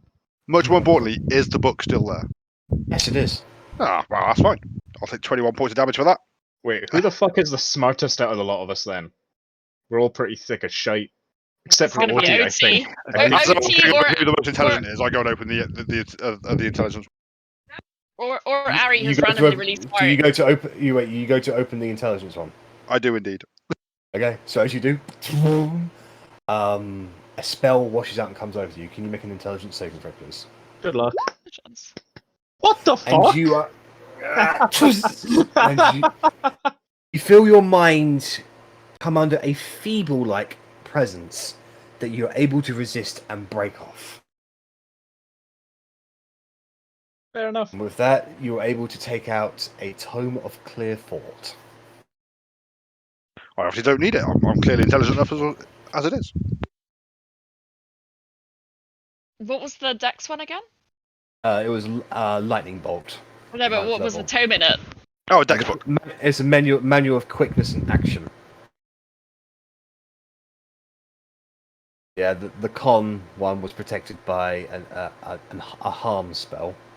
The strength one was protected by a telekinesis spell that would have crushed you. The wisdom one was protected by a true polymorph spell. Oh, and the leadership and influence one was protected by a plane shift spell. All I'm gonna say is Dispel Magic has served me well today. It has, yeah. It has. Nicely done. With that, you guys have I want to go home. one edition of each of the tomes. You also have the means to get the lost elven settlement of Galabrimbor. And there's just a. Let me just double check. I don't think there is, but I'm just going. Oh, not into the lava. I don't think there's anything on this side of the room, is there? No. No, I didn't think so. I assume that's just a mouth that's spewing out lava. Yes. Okay. Obviously. Of course, why wouldn't it? Could we just check the failure, whatever's left of it? There's not really anything left of it. It kind of just exploded, and what remained of it drifted into the lava and evaporated. Whatever is left, I'm not saying like for looting purposes, but magically, is it more arcane? Officially, it was more construct than ooze. Okay. So presumably It was most likely created by knowledge here. Yes. when he was fucking around with the kind of construct creating Yes. stuff, and that was his horrific experiment. Failure. That was his failure. Well, he's a bastard, and I hate to see what he has come up with. Yeah, I didn't realize just how messed up he was, honestly, when we fought him. Pretty fucked up, it would seem. Very power hungry. Good, we didn't get a briefing beforehand. Well, Would have given me the nerves. Verity looks at all of you and says, "We can go. Yes, please. We can go Do home." we or... want to go to Brine to get our shite fixed by a certain magical blacksmith? Because we Verity's all got- got pretty fucked up by that explosion. I believe I was hoping for a trip there anyway. Never properly been introduced to the guy. I'm sure we found enough gold and diamonds to convince her end to let Wade help us. Hopefully. Verity was wondering if when exactly you guys want to go to the elves, because she can take you to the August Monastery if you so desire. Also, can I grab an eyeball from the ooze? I'll just start thinking of Wade, and I'll just like grab an eyeball and pocket it if it's still available. Okay. It's very gelatin-like, but yes, you Yeah. can pocket an eyeball. Cool. I think the plan, albeit with a slight detour, do we want to go to Wade, get our shite fixed, then go about as usual? So some of us go to the August Monastery, some of us start making their way to the frontier. A frontier. Yeah. I'm going for that. So I think we're happy with Brine for Wade, and then carry on. Do we have anything else we need to do in Brine? Well, we've Probably still pay got to her do rent. The Coalition is technically still there to be sorted out. Yeah, the Brennett We still need- Coalition, but that's still a pretty big thing that we need to Yeah, deal with. that we still need to do the regional kind of winning over people. Is that what we mean? Yeah, basically, but it Yeah. was a big circle, so it would probably take a couple of days, maybe a week or two, or something like that. It would be a whole group thing, basically. Yeah. Well, if we're all having to go to Wade's anyway to go and get our stuff fixed, it makes sense to do it while we're there, and then do the elves' frontier. But I'm very It may aware take that long to get our stuff fixed too. yeah, so. we don't know how long it's going to take. True. Shall we go to Wade's and see? We'll just see what happens. If he says a day, then it's a day. If it's a week, then it might be something we have to put a pin in or something. I mean, Or for we the could record, when discuss something looking at coalition. explodes like that, just dodge quicker, and then we haven't got to go see Wade. Otti, with your learned knowledge as a wizard, and I think Russ, this is something you probably might know as well from your acquired knowledge. You guys did read the letter that was addressed to the Vizier of Baron Zala, made by Castian Jackas, and in it he did say the elves would be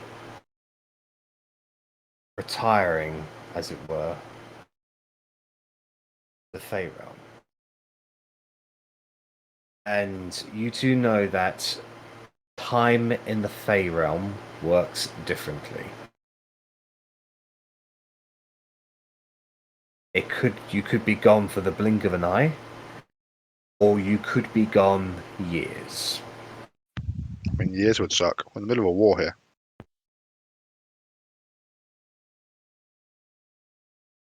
So wait, the elves are kind of stuck there? Or are they kind of choosing to spend their time there? Or? They chose. So historically, when they lost the war against the humans, they exodused, and now Yeah. you've learned that they, as a civilization, they retired to the Fey realm.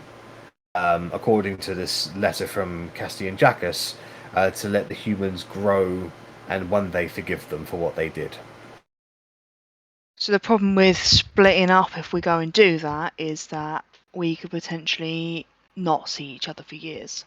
I would say Baron Zala is a large circle. Oh, sorry, not Baron Zala. The elves are a large circle. Rowdy doke. Okay, never mind then.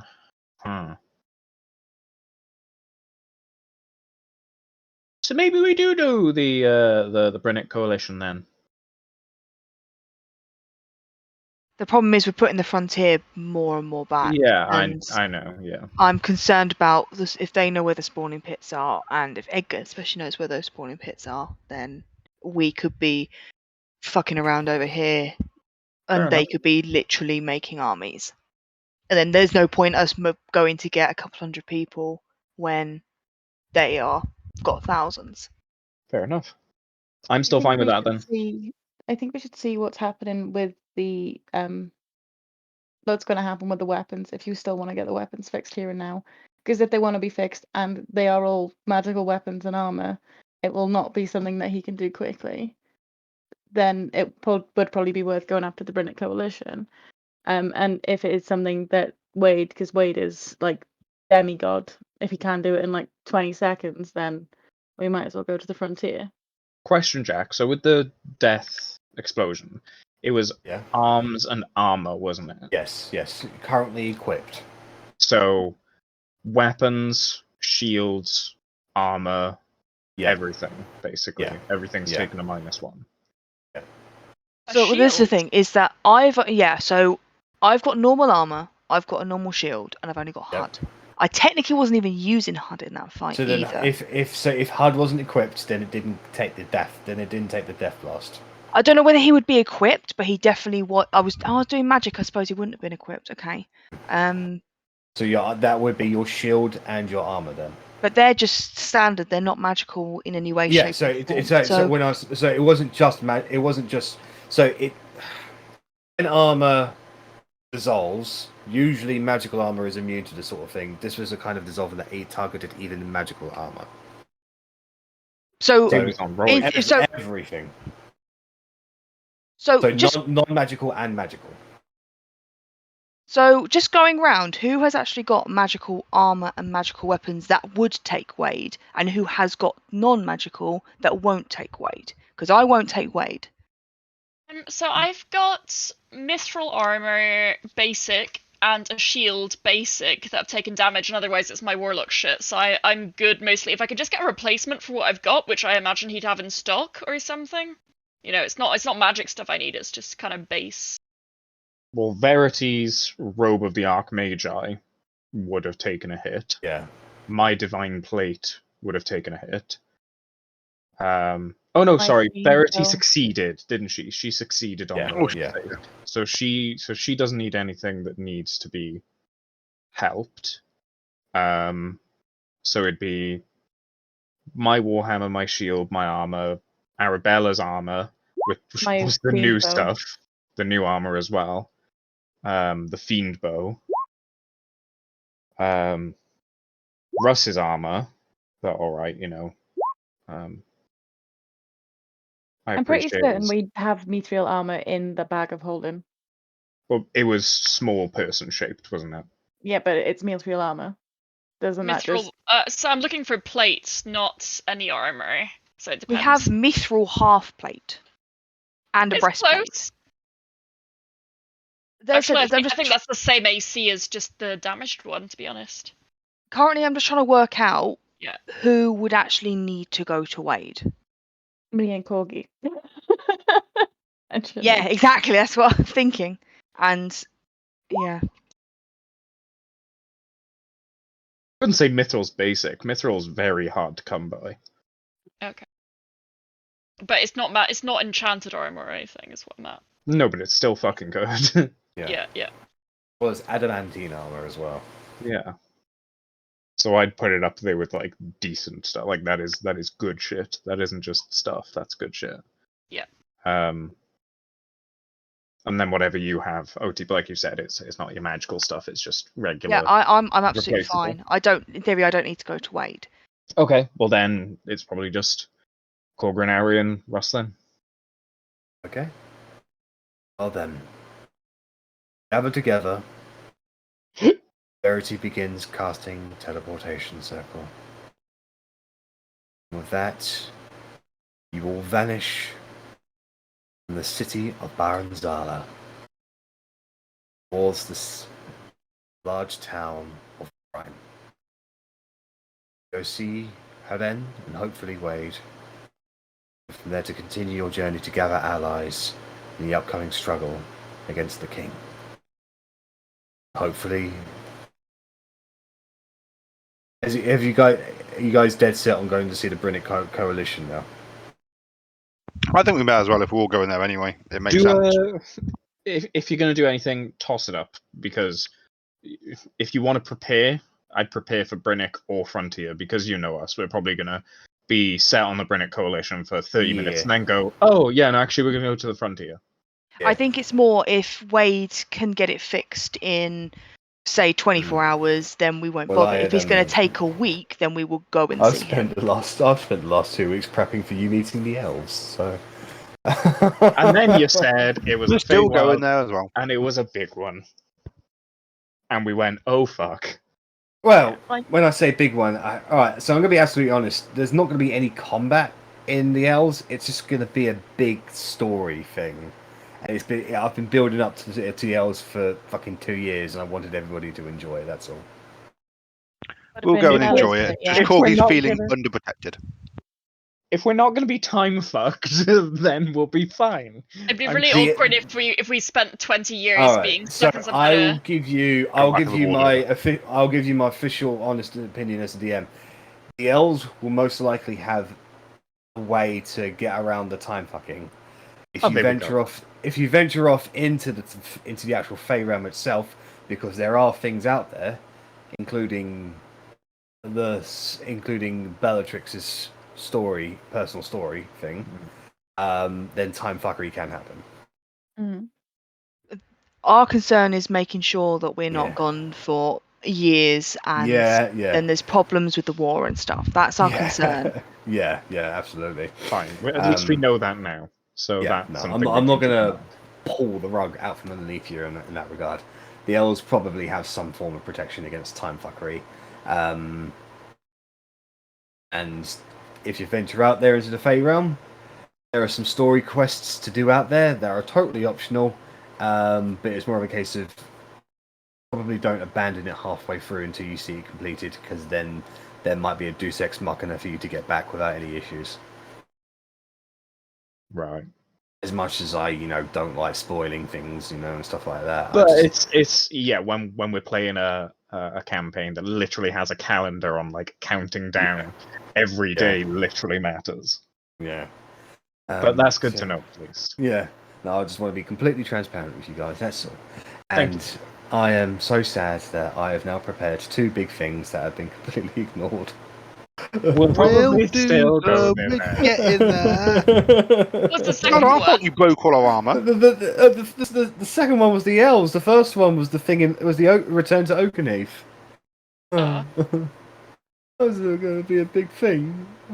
And the elves. You're the one who made us special. scared of fighting Edgar by making him fucking nails. Yeah, I know, but I didn't think he actually believed Edgar would be there, and if he was, you'd be confident enough in your abilities to take him on.